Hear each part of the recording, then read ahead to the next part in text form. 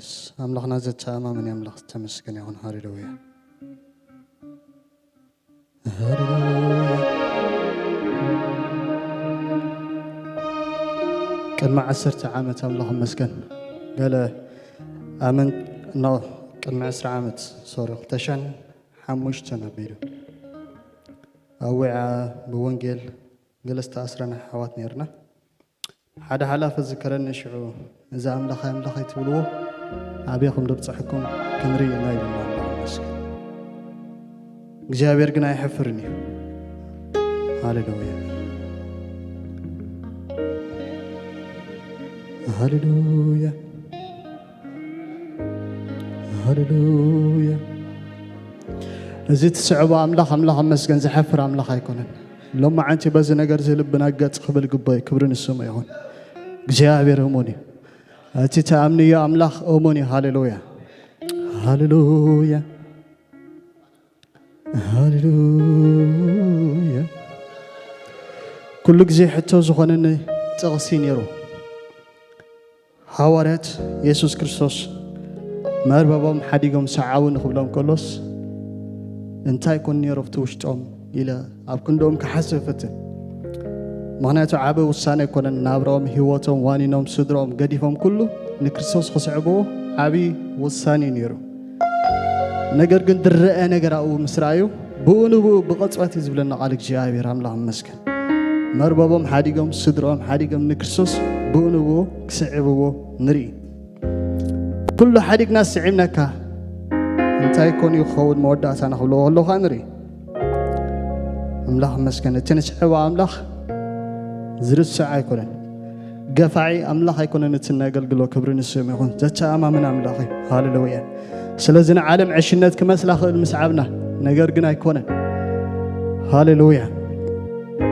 زنا قرزن حاسبنا دمانك جابر كبر خنبوينا هاليلويا أتي بفقري زسحابك كأملاخ بفقري زسحابك كأملاخ تقلقليو جابر هاليلويا نسوه من أملاخي هاليلويا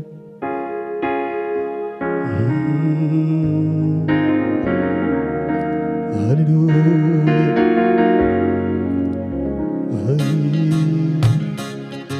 نفسي تذكيرو كل حالتك هادية وانت حسبو تستنتنو هلا حاقو سيزمالي نوس مسكانا كاب حق زنا غير ناي وشتي ناي دبونا إنه الكام روح ربو تقبلو مسواتي إنه الكام روح ربو تقبلوا مسواتي نفسي تذكيرو كل حالتك هادية وانت حسبو تستنتينو ولا حاقو سيزمالي نقوس مسكانا كاب حكي زينا غيري ناي وشتي ناي لبونا إنه الكام روح أبوي تقبلوا مسواتي إنه الكام هو أبوي تقبلوا مسواتي Oh Jesus, Goita Jesus, Temeskin, Temeskin, Temeskin, Temeskin, Temeskin, Temeskin, Temeskin, Temeskin. هاليلويا اللهم مسكن سعاد بقنا خلنا نزمروا لنا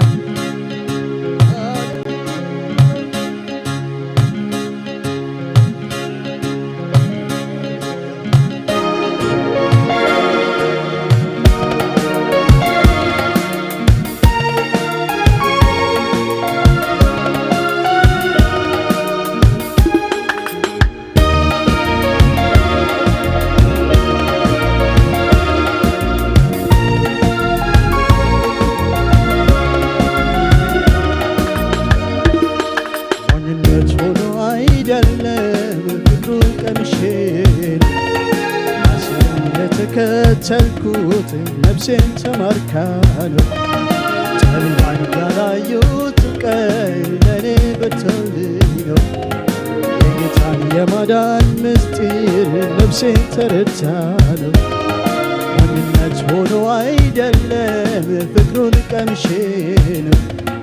አሲረኝ የተከተልኩት ነፍሴን ተማርካ ነው።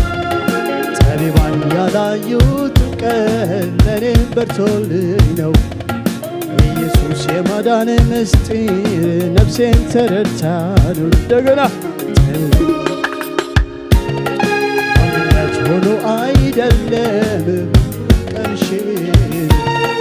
አሲረኝ የተከተልኩት ነፍሴን ተማርካ ነው። ጠቢባን ያላዩት ቀን ለእኔ ተገልጦ ነው። የጌታን የማዳን ምስጢር ነፍሴን ተረድታ ነው። ከወርቅ ዕንቁ በልጦብኝ ከማንም በላይ የቱን ነው ታዲያ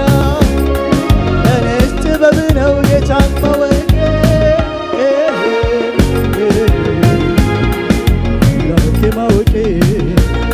አምላኬን ማወቄ አምላኬን ማወቄ ኢየሱስን ማወቄ ኢየሱስን ማወቄ ከወርቅ ዕንቁ በልጦብኝ ነው ከማንም በላይ የቱን ነው ታዲያ ለእኔ ጥበብ ነው ጌታን ማወቄ። አምላኬ ማወቄ አምላኬን ማወቄ አምላኬን ማወቄ አምላኬን ማወቄ ኢየሱስን ማወቄ ኢየሱስን ማወቄ ኢየሱስን ማወቄ ኢየሱስን ማወቄ ማንነት ሆኖ አይደለም ፍቅሩን ቀምሼ አሲረኝ የተከተልኩት ነፍሴን ተማርካ ጠቢባን ያላዩት ቀን ነፍሴን በርቶልኝ ነው። የጌታን የማዳን ምስጢር ነፍሴን ተረድታ ነው። ማንነት ሆኖ አይደለም ፍቅሩን ቀምሼ አሲረኝ የተከተልኩት ነፍሴን ተማርካ ነው። ጠቢባን ያላዩት እውቀት ለእኔ ተገልጦ ነው። ኢየሱስ የማዳን ምስጢር ነፍሴን ተረድታ ነው። ከወርቅ ዕንቁ ከማንም በላይ የቱን ነው ታዲያ ለእኔ ጥበብ ነው ጌታን ማወቄ። አምላኬ ማወቄ አምላኬን ማወቄ አምላኬን ማወቄ አምላኬን ማወቄ ኢየሱስን ማወቄ ኢየሱስን ማወቄ ኢየሱስን ማወቄ ኢየሱስን ማወቄ ሃሌሉያ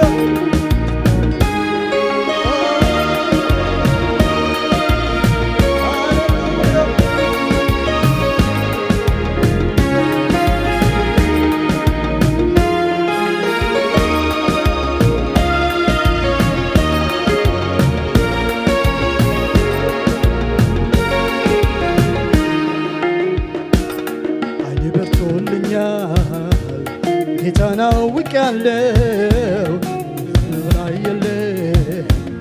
ምን እፈልጋለሁ የዘላለም ሕይወት በነፃ አግኝቻለሁ። ተመርጬ በፊቷ ዜማለሁ ዓይኔ በርቶልኛል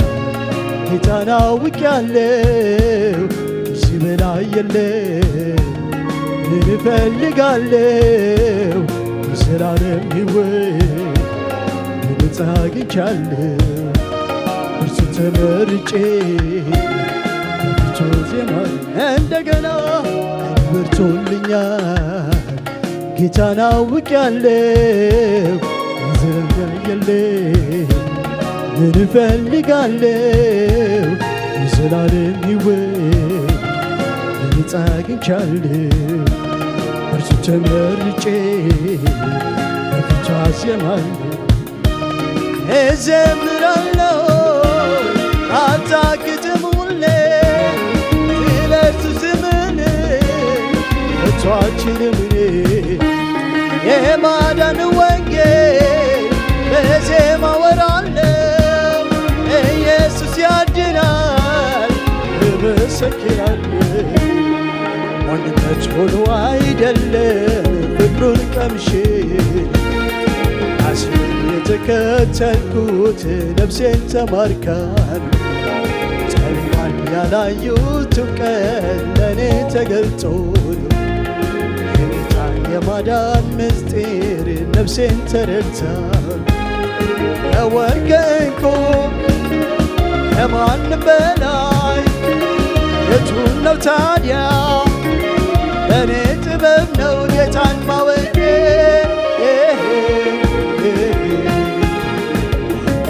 ማወቄ አምላኬን ማወቄ ማወቄ አምላኬን ማወቄ ኢየሱስን ማወቄ ኢየሱስን ማወቄ ኢየሱስን ማወቄ ኢየሱስን ማወቄ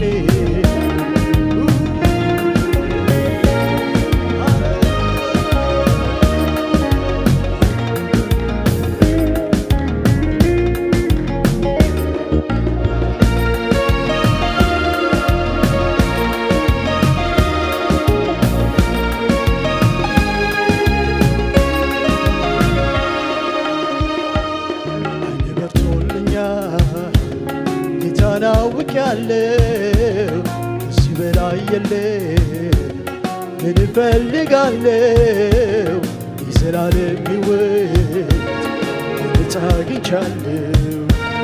እርሱ ተመርጬ በፊቱ አዜማለሁ። ዓይኔን በርቶልኛል ጌታን አውቄያለሁ ከዚህ በላይ የለም። ምን እፈልጋለሁ?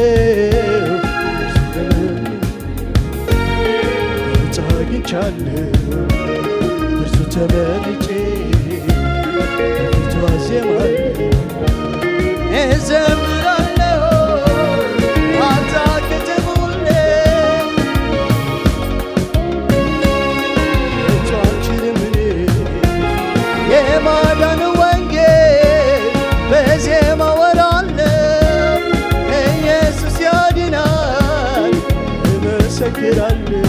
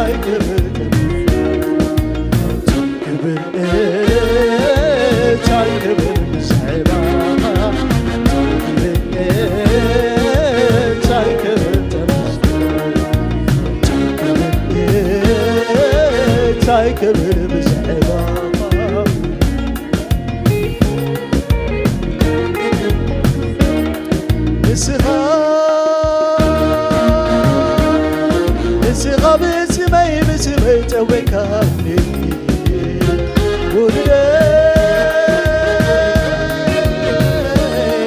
ولدي عتفراي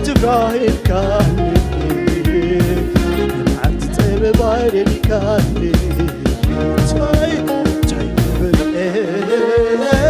تاي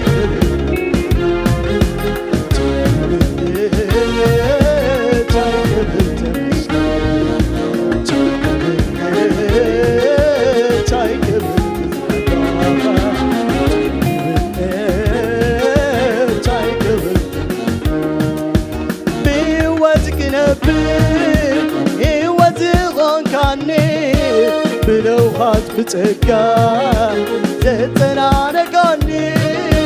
أنا بفغرغا تماري غلغو كم تتفتوني نفتوكالو كم تتفتوني نفتوكالو بيوت كنبر بيوت غنكاني بلوهات بتقال زتنانقاني أنا بفغرغا تماري غلغو كم تتفتوني نفتوكالو كم تتفتوني نفتوكالو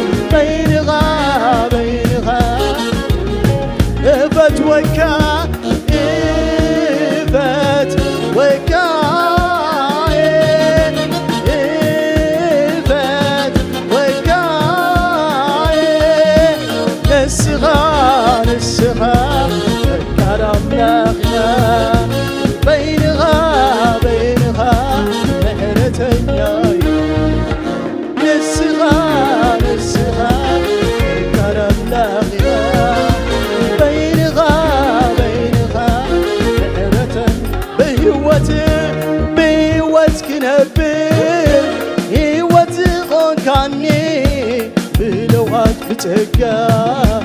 زتنانقاني أنا بفغرغا تماري غلغو كم تتفتوني نفتوكالو كم تتفتوني نفتوكالو بيوت كنبر بيوت غنكاني بلوهات بتقال زتنانقاني أنا بفغرغا كم تتفتوني نفتوكالو كم تتفتوني نفتوكالو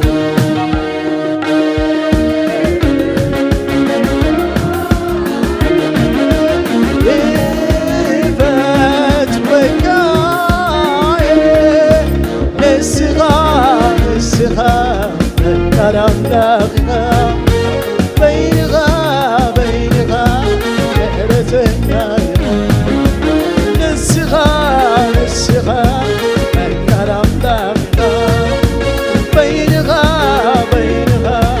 نهرة النايا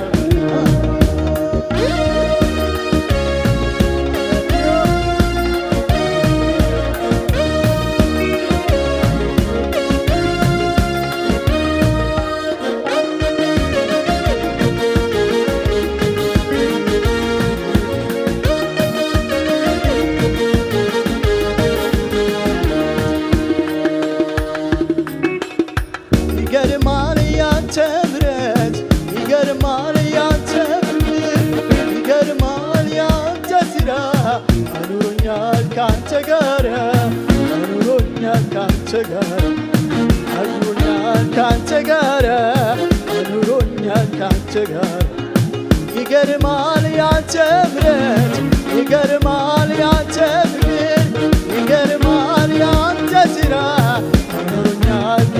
ጋራ አኑሮኛል ካንተ ጋራ አኑሮኛል ካንተ ጋራ አኑሮኛል ካንተ ጋራ ይገርማል ያንተ ምሕረት ይገርማል ያንተ ፍቅር ይገርማል ያንተ ዝና አኑሮኛል ካንተ ጋራ አኑሮኛል ካንተ ጋራ አቁሞኛል ካንተ ጋራ አቁሞኛል ካንተ ጋራ ስለዚህ እልፈት ወጋዬ እልፈት ወጋዬ ንስኻ ንስኻ ፈቃድ አምላክ ይባስ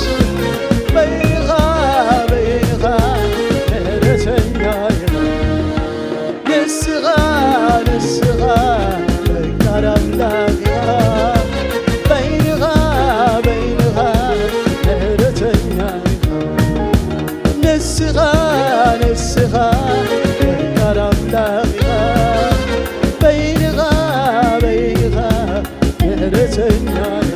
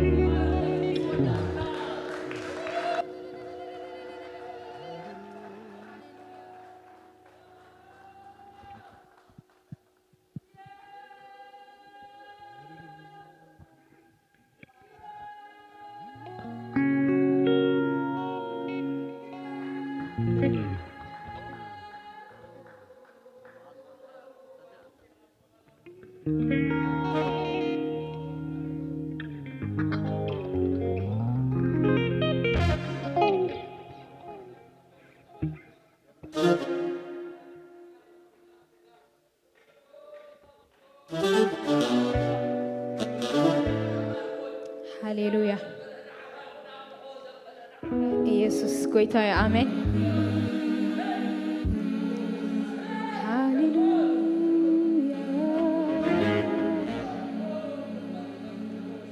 ሃሌሉያ ተስፋና አውኢ ዝርከብ አሜን ነቲ ብህይወቱ ከፊሉ ዝሃበና ተስፋ መዋርስቱ ዝገበረና ሃሌሉያ ክብር ንስሙ ይኹን ሃሌሉያ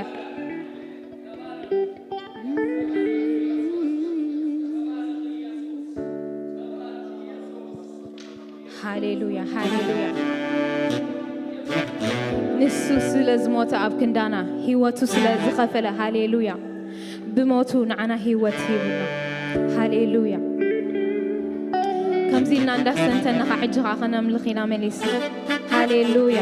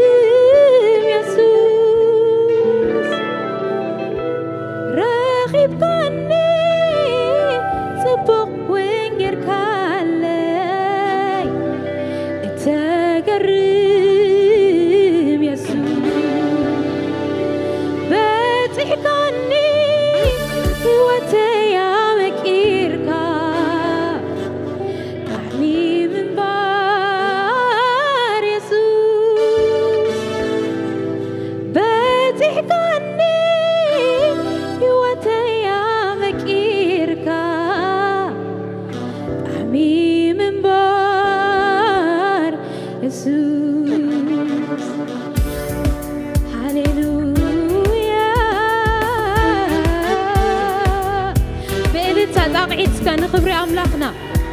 هاليلويا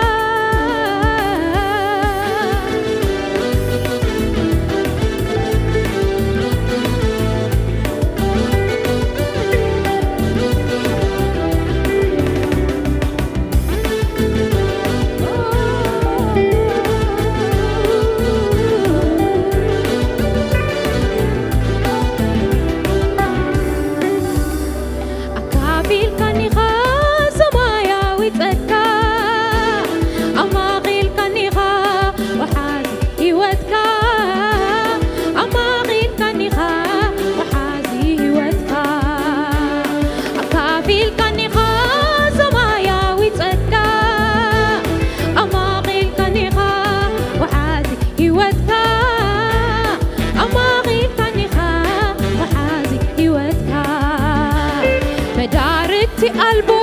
عدل باتعني فأخذ فغيره بموت حيواتي بغني فأخذ فغيره بموت حيواتي بغني أكافيل كاني خاسمايا ويتسكى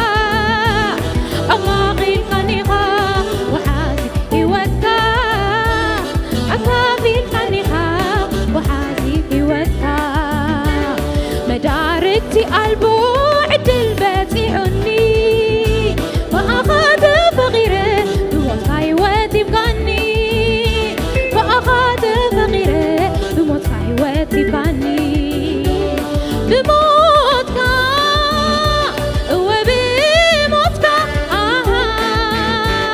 بتنسيقا وبتنسيقا اتناي مسكال مغري اعتروني عواتك اتناي مسكال مغري اعتروني عواتك اتناي مسكال مغري اوريسوني عواتك اتناي مسكال مغري اعتروني عواتك بموتك وبموتك بتنسيقا وبتنسيقا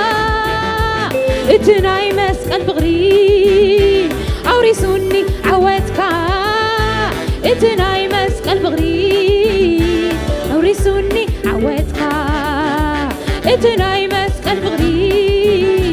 اوريسوني عواتك اتناي مسكال بغري اوريسوني عواتك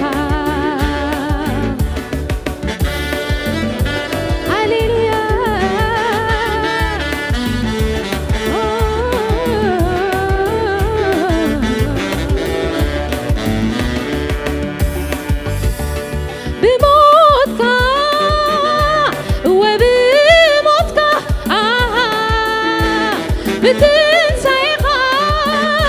وبتنسيقا اتناي مسكال بغري اوريسوني عواتك اتناي مسكال بغري اوريسوني عواتك اتناي مسكال بغري اوريسوني عواتك اتناي مسكال بغري اوريسوني عواتك اقوسلخو بأخا اقوسلخو بأخا كلن معدتك وهيلن لو أملاقك اقوسلخو بأخا اقوسلخو بأخا كلن معدتك وهيلن لو أملاقك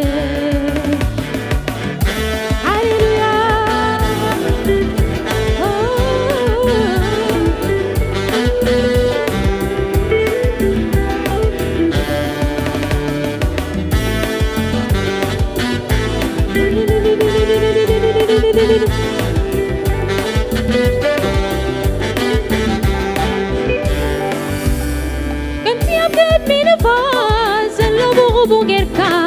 صلاتي بتنكا يومي خا إلكا حياليا يوماني تخابر تعتي أملاقي بدروس سعاري حيال أملات انتي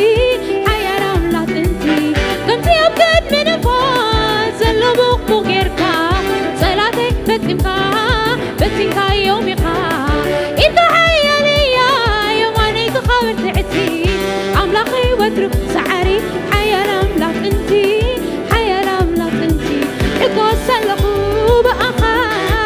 إقوى سلقوا بأخا لن معتتي باهي لن لو أملاخي إقوى سلقوا بأخا إقوى سلقوا بأخا لن معتتي باهي لن لو أملاخي كمسكنا تزبلت مسكنا نود سكا زي قارس نادا وداسي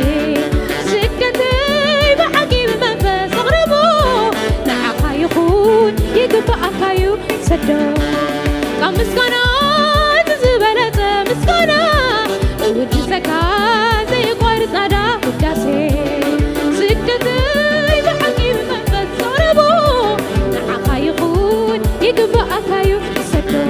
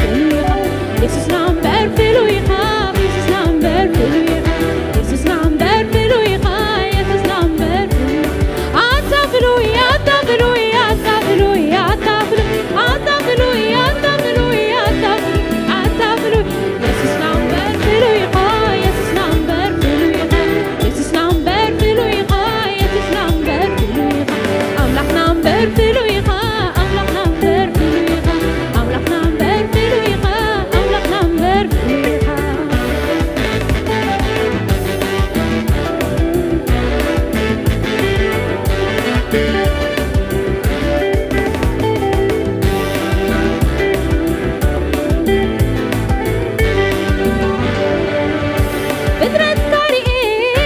أملق نعخا وقت يا بهير زخبرة يلا كماها يقبي أكايو ما تزي فرحتا بخلوص راحتا أرفلوي أرفلوي أرفلوي أرفلوي أرفلوي أرفلوي أرفلوي أرفلوي أرفلوي أرفلوي أتفلوي أتفلوي أتفلوي أتفلوي أتفلوي أتفلوي أتفلوي يسلم برفلوي خا يسلم برفلوي خا يسلم برفلوي خا يسلم برفلوي يسلم برفلوي خا يسلم برفلوي خا يسلم برفلوي خا يسلم برفلوي زمسلك يلن زمسلك يلن زمسلك يلن زمسلك يلن فلوي خا زمسلك يلن زمسلك يلن زمسلك يلن زمسلك يلن فلوي خا أتفلوي أتفلوي أتفلوي أتفلوي أتفلوي أتفلوي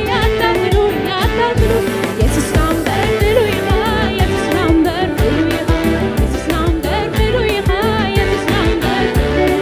يسلم برفلوي خا يسلم برفلوي خا يسلم برفلوي خا يسلم برفلوي بدرت كارئي أملق نعخا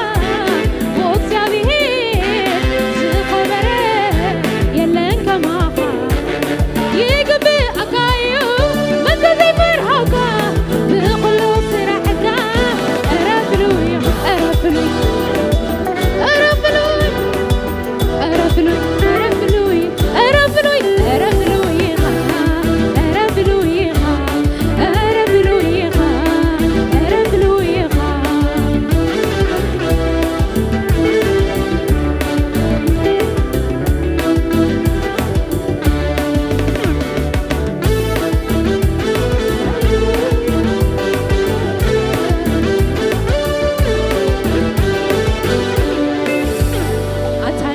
لعولي خا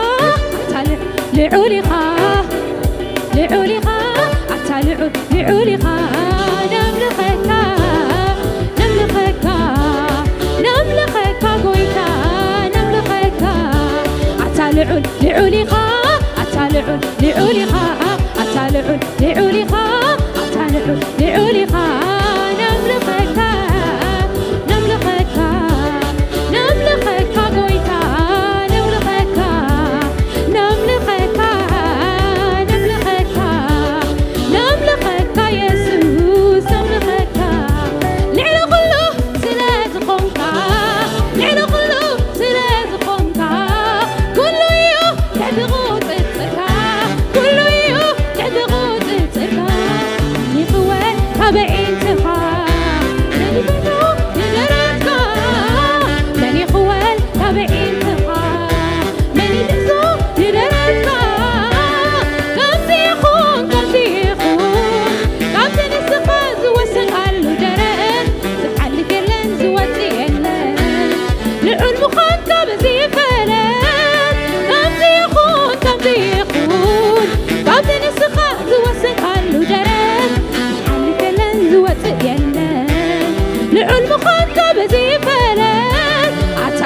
لعولي خا أتلع لعولي خا أتلع لعولي خا أتلع لعولي خا نملخكا نملخكا نملخكا يسوس نملخكا نملخكا نملخكا نملخكا قويتا نملخكا لعلو كله سلاز خمكا لعلو كله سلاز خمكا تعتقد التركا كله يوم تعتقد التركا ماني خوال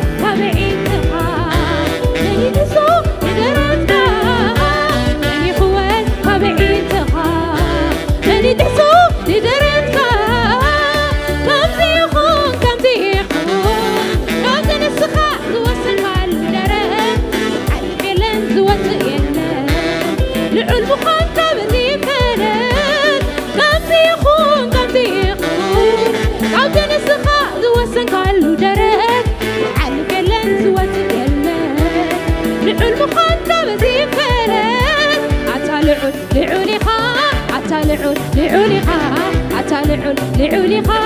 أتالعل لعوليخا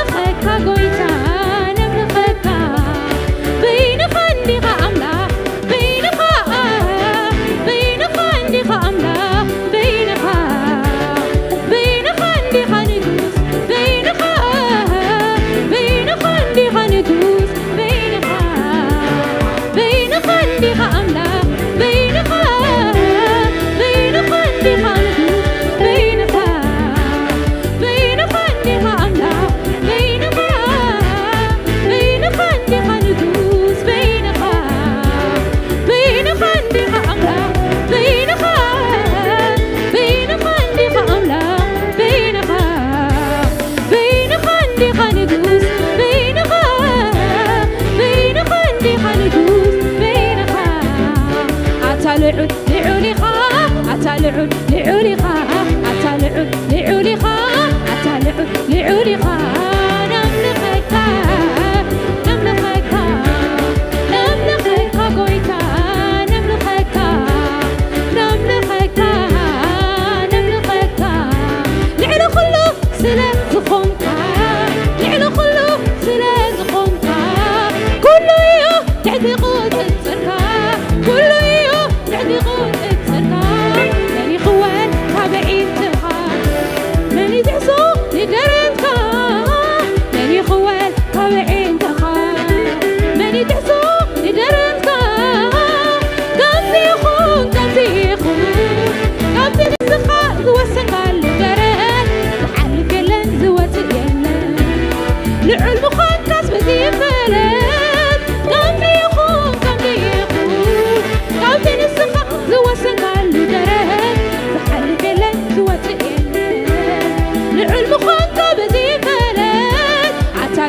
لعوليخا لعوليخا أتالعل لعوليخا أتالعل لعوليخا نملخكا نملخكا نملخكا قويتا نملخكا نملخكا نملخكا بين خندقة أملاخ بين خندقة نقوس بين خندقة أملاخ أملاخ بين خندقة ستون بين خندقة ستون بين خندقة أملاخ بين خندقة أملاخ بين خندقة نقوس بين خندقة نقوس بين خندقة أملاخ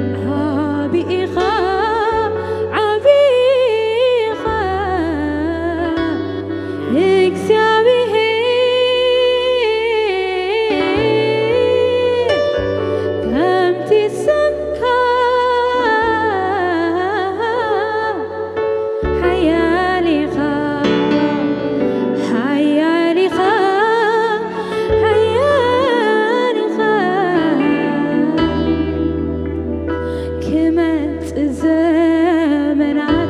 كحلف عامتات عبزوفان كالوخا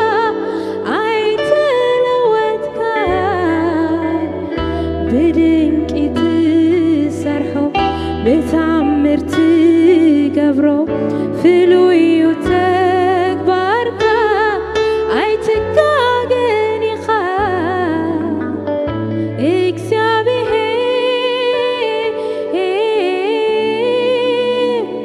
كم تسمكا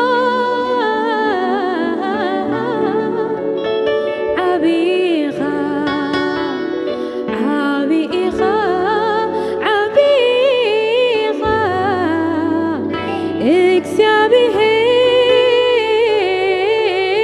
እግዚአብሔር ከምቲ ስምካ ዓቢኻ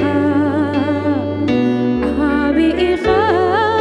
ዓቢኻ ስልጡን ኢኻ ስልጡን ኢኻ ስልጡን ኢኻ ዓቢኻ ዓቢኻ ዓቢኻ ስልጡን ኢኻ ስልጡን ኢኻ ስልጡን ኢኻ ዓቢኻ ዓቢኻ ዓቢኻ ሃሌሉያ ስልጡን ኢኻ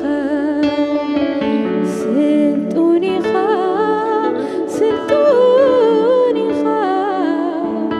ክመጽእ ዘመናት ክሓልፍ ዓመታት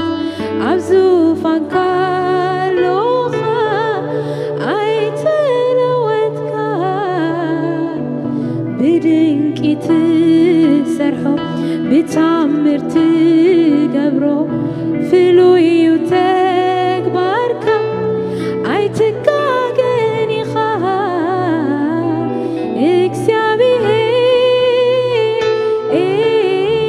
እግዚአብሔር ከምቲ ስምካ ዓቢኻ ዓቢኻ ዓቢኻ ዓቢኻ ዓቢኻ ዓቢኻ ዓቢኻ ዓቢኻ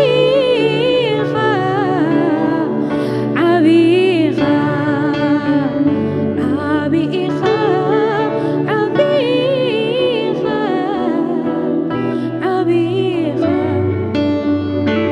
ዓቢኻ ዓቢኻ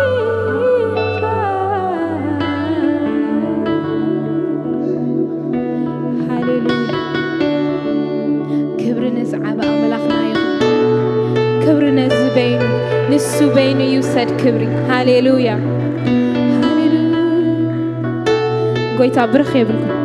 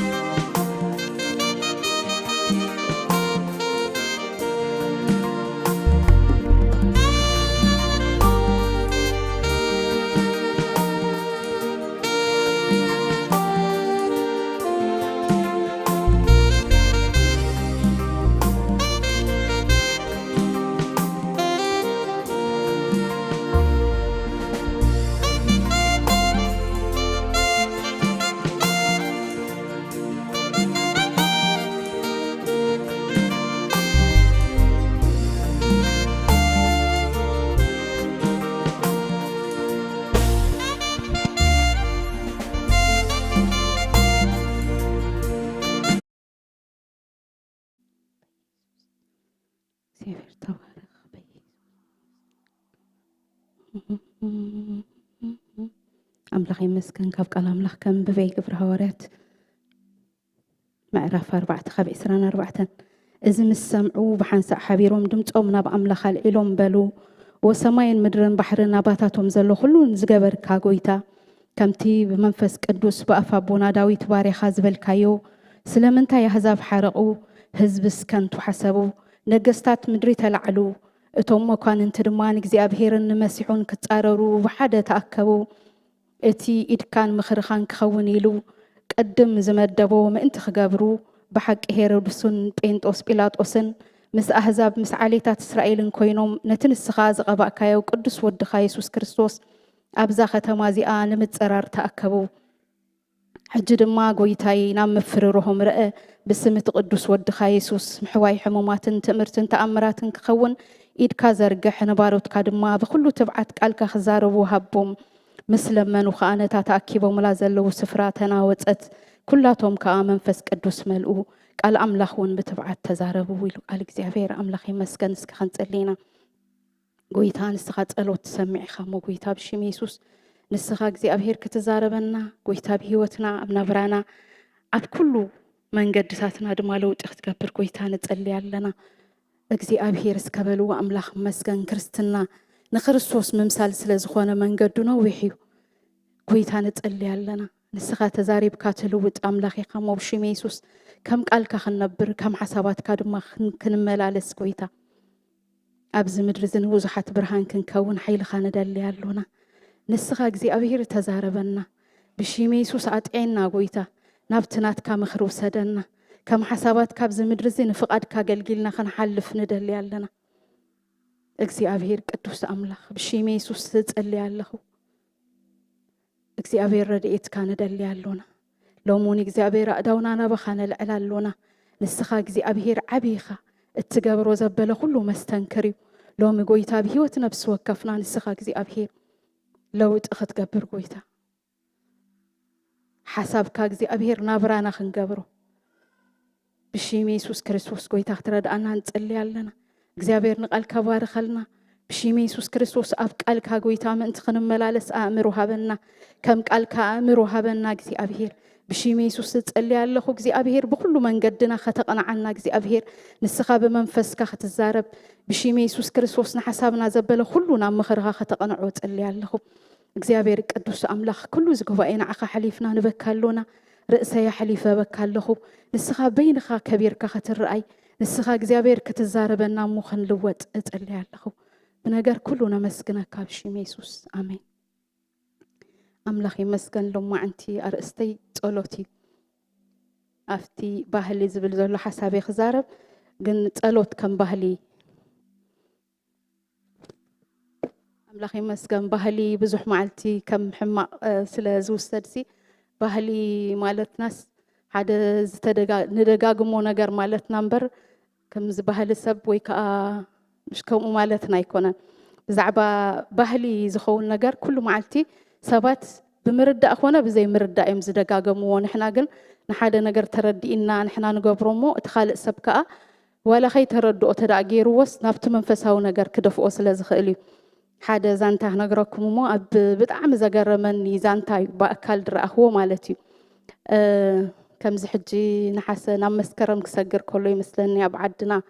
أبقات أرات كيدكم تفلتو تخوينكم موداس سبحالالو تندق أنسيو يود ساين حج خود سخلوا أبتي زخدك وعدي بحنت جزاين زجمرة حج نمبل كندي جزي يخون أفتش عزنا بركوا جزيسي لعلسو سعمت أي نبارون تمسب بهوتي اللون جن أفتعد جزاء سلزنا باروسي ولا تنزي فلتقوم دحرسو سعمت صموماتهم زتولداسي متين بتجزو أمين موداس دجمرة أنت خوينانين أي فلتانين حجي تمود داس معلت تجمر لا تفلتهم مش بعدنا بتعم زجرم ولا ورحت حد تتقوتها نتقوتلو فلوتيو نمنتاي كم زخنا ندعجن بهالو خوينوسي أبتا ورحة لك عن تتقوتها تجمر من البات مستقلاي مدجود خيد كوينو قال يفلت نيجن حنداي معس تتقوت خمسة أنيس داويس معس نتقوت قال فلوتي تداستوي الكملو تورحس فلوتي مسكلايمتي مثلا تتحاز يفلطني جن كم يلو تساريع كل معلتي زقرم تخوينو تلكم جن بهالي خوينو انت خوينهم شعو يجمروا نمنتاي يجمر قال ولا حدا سبا يفلطني جن اتورحي حيزو مو يوم زخدو حج زنا والد تاي قبراك اتوي لنافتي اندا قويتا يمسوم زبلو غزا اي اوم يمنيرو كيدن افت غزا يلون اتغزኦም طبق غزاي ملكت رايدلو جن مجمري اتنسي ابا اين زودسا كاب اجميرني نافكال زخدا حجي انت خوين كنكم تغبراي لحاتيتين كوم اي زغبر يلنان انت خوينن كوم اي غبراي فلطانين نحاده سب زيبلو غزا خيدن كودسا سلد دهبن ولا يلن ويكا خمت بحال ناي تعد زهبن سب كو يلن جن اصني حتى بقى نزمنات شعو استنكاخ غبر انا عيطني حنا نسقابلو مخاي غبر ينزهلو اي لي حسب مالتي حجي بحالي خنبلو خلناس كمزيلو اتيس كمزيلو جن يوسد ስለዚህ ጽቡቕ ነገር ተዳኣትዩ ድማ ልክዕኹም እዩ ማለት እዩ لازم መንፈሳዊ ባህሊ خنبل ኮለናሲ ንኣብነት ጸሎት እንዲህ ይዘደሎ ኣነ እንድሕር ጸሎት ጀሚርናሲ ንኣብነት ወጋሕታ ኩሉ መዓልቲ ተዳ ንጽሊ ኮይናስ እቲ ዝመጽእ ወለዶ ብድሕሪኡስ ወላ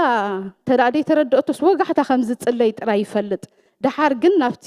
ቅኑዕ ዝኾነ ምርዳእኻ ክነምጽኦ ንኽእል ስለዚ ባህሊ خنبل ኮለናሲ ንዝኾነ ነገር ንምሃብ ንምርዳእ ንዝኾነ ነገር ንገብሮ ነገርሲ ክንገብሮ ምስራእዩና ይገብርዎሞ ድሓር ግን ብምርዳእ ክገብርዎ ከዓ ሓይሊ ይኾኖም እዩ ስለዚና ከም ባህሊ ሞ ንግበሮ ሽዑ ንዓና ሓደ ጽቡቕ ልማድ ምስኮነናስ ከም ባህሊ ገይሩ እንተዳእተ ተታሒዙ ከምኡ ዓይነት መንገዲ ክንከይድ ንኽእል ኢና ካልእ ኩሉ ግዜ ዝብሎ ኣነ ብዙሕ ሰብ ይዛረበሉ ንሕና ባህሊ ብምምጻእ ወይ ከኣኒ ንሓደ ነገር መንፈሳዊ ምርዳእ ሒዝና ምኻድ ብጣዕሚ ሰነፋት ኢና እሱ ክኸውን ይኽእል እዩ ኸማን ከምዚ ብዙሕ ክንቅጽል ዘይገብረና ኣብ ኩሎም እምነታት ረኣይዎ ወላ ብዓድና ሕጂ ተዳሪኢኹም ዝበዝሐ ባህልና ናይ ኦርቶዶክስ ባህሊ ብጣዕሚ ንፉዓት ነይሮም ኢለ ኣነ ዝሓስብ ብምሃብ ክዓጽሉ ከለዉ ብምግዳፍ ሓስብ ነይረ ኣነ ልክዕ ከምዚ ዝገብርዎ ነገር ኩሉ ምስቲ እምነት ኣተሓሒዞም ባህሊ ገይሮም ስለ ዘስረጽዎ እዩ ንዝብዙሕ ዘመናት ከምኡ ኢሉ ሕጂ ንኣብነት ከይተረኣኻ እንታይ ኢና ንብሎ ንለማናይ ምትኳብሲ ባህሊ እዩ ሕጂ ኮይኑ ግን ሓደ እዋን ግን እቲ ብእምነት እዩ ኣትዩ ማለት እዩ በቲ እምነት ገይሮም የመእትዮሞ ስለዚ ከምኡ እቲ ምስናፍና ናብ ካልኦት ከይነስግሮን ግቡእ ዝኾነ ከዓ ምሽ ከምዚ ኣምላኻዊ ዝኾነ ኣነባብራ ናብ ካልኦት ከይነሕልፎ ይገብረና ስለ ዝኾነ ባህሊ ምህላው ወይ ከዓ እቲ መንፈሳዊ ባህሊ ኣባና እንዳዓበናዮም ተዳኣ ኸይድናስ እንታይ ኢና ንገብሮ ንኻልኦት ከዓ እናሕለፍናዮ ኢና ንኸይድ ስለዚ ባህሊ ዘድልየና ኢለ ይሓስብ ማለት እዩ ባህሊ ክሓስብ ከለኹ ካልእ እንታይ ሓሲበ ሕጂ ኣብ ማእከልና እንዲታት ኣለዋ ሕጂ ደርሆብ ክንደይ ትምቀል ተዝብልሲ ምነገራን ነይረን ሓቀምሽ ደርሆብ ክንደይና ንመቕላ ድሕሪ ኢለስ ኣብ ክንዲዚ ኢለኔን ዝመቕላኒ ግን ኣብ ዩጋንዳያን ኣብ ካልኦት ብሄር ዓሌት ዘለዎ ደርሆብ ክንደያ ትምቀል ተይለ ግን ኣብ ዝደለኽዮ እዮም ዝብሉና ሓቀምሽ ንሕና ግን ኣብ ዝደለኻዮ ከም ትምቀል ወላ ይንፈልጣን ኢና ንምንታይ ባህሊ ሓደ ኣብ ክንዲ ዝያ ትምቀል ዝብል ኣትሒዝና እዩ ስለዚ ባህሊ ስጋብ ክንድኡ እንታይ ዝገብረካ ንሂወትካ ቅርፂ ትሒዝዎ እዩ ዝኸይድ ስለዚ ኢና ኣብ መንፈሳዊ ነገር ባህሊ እንተዳእቲና ከምኡ እዩ ኢልና ኢና ክንከይድ ንኣብነት መሃብሲ ከም ግቡእ ነገር እዩ ኖ ከምኡ ኣይግበርን እዩ ክንብል ኢና ኣብ ገለ እዋን ምስ በፃሕና እንተዳኣ ሒዝናዮ ኸይድናሲ ከምዚ ኣይግበርን እዩ ክንብሎ ኢና ነቲ ሓደ ማለት እዩ ነቲ ዘይኣምላኻዊ ነገርሲ ኣይግበርን እዩ ናብ ምባል ስጋብ ትበፅሕ ሒዝካ ክኸይድ ስለ ዝኽእል እዩ ስለዚ ኢና ንሓደ ነገር ደጋጊምና ብምግባር ባህሊ ጌርናዮ ንኻልኦት ሰባት ከዓ ከነሕልፎ ወይ ከዓ ወለዶታት ብኡ ክኸዱ ክገብሮም ሓይሊ ስለ ዘለዎ ወይ ኣምላኽ ይመስገን ስለዚ ኣርእስተይ ጸሎት እዩ ዕላል ኣብዚ ሄደ ስለዚ ጸሎት ከም ባህሊ መሓዝ ጸሎት እንታይ ማለት እዩ ኢልና ብዙሕ ግዜ ንመሃር ኢና ምስ እግዚኣብሔር ምዝርራብ እዩ ንእግዚኣብሔር ምርካብ እዩ ምስ እግዚኣብሔር ምዃን እዩ ምስ እግዚኣብሔር ሕብረት ምግባር እዩ ብዙሓት ክስታይ ንገብሮም ኢና ብርግጽ ከምኡ ኮይንና እንድሕር ሒዝናዮ ቀደም ቆልዓ ከለኹሲ ጸሎት ማለት እንታይ ማለት እዩ ተባሂልና ጸሎት ማለት ነብስኻ ናብ እግዚኣብሔር ምዕራግ ማለት እዩ ኢልና ኢና ንመሃር ነርና ሕጂ ምስ ዓበኹ ክሓስቦ ከለኹሲ ካብቲ ናትካ ደረጃ ወፂኻስ ናብ እግዚኣብሔር ናብቲ እግዚኣብሔር ዘለዎ ቦታ ምሽ ናብ ሓሳብ ኣምላኽ ምእታው ማለት እዩ ኢለ ክሓስብ ከለኹ ጽቡቕ ገይሮም ባምሂሮምን ነይሮም ኢለ ይሓስብ ናብቲ ካብቲ ናትካ ምርዳእ ወፂኻ ምዕራግ ማለት እግዚኣብሔር ልዕል ዝበለ ስለ ዝኾነስ ናብ ሓሳቡ ምእታው ወይ ከዓ ናብቲ እሱ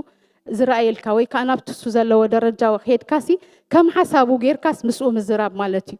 ብልክዕ ክንሓስብ ከለና ስለዚ ጸሎት ክኢልና ክንሓስብ ከለናስ እግዚአብሔር ድበሃል ቀዳማይ ሓሳብ ክኸውን ኣለዎ ጸሎት ማለት ዘረባ ኣይኮነን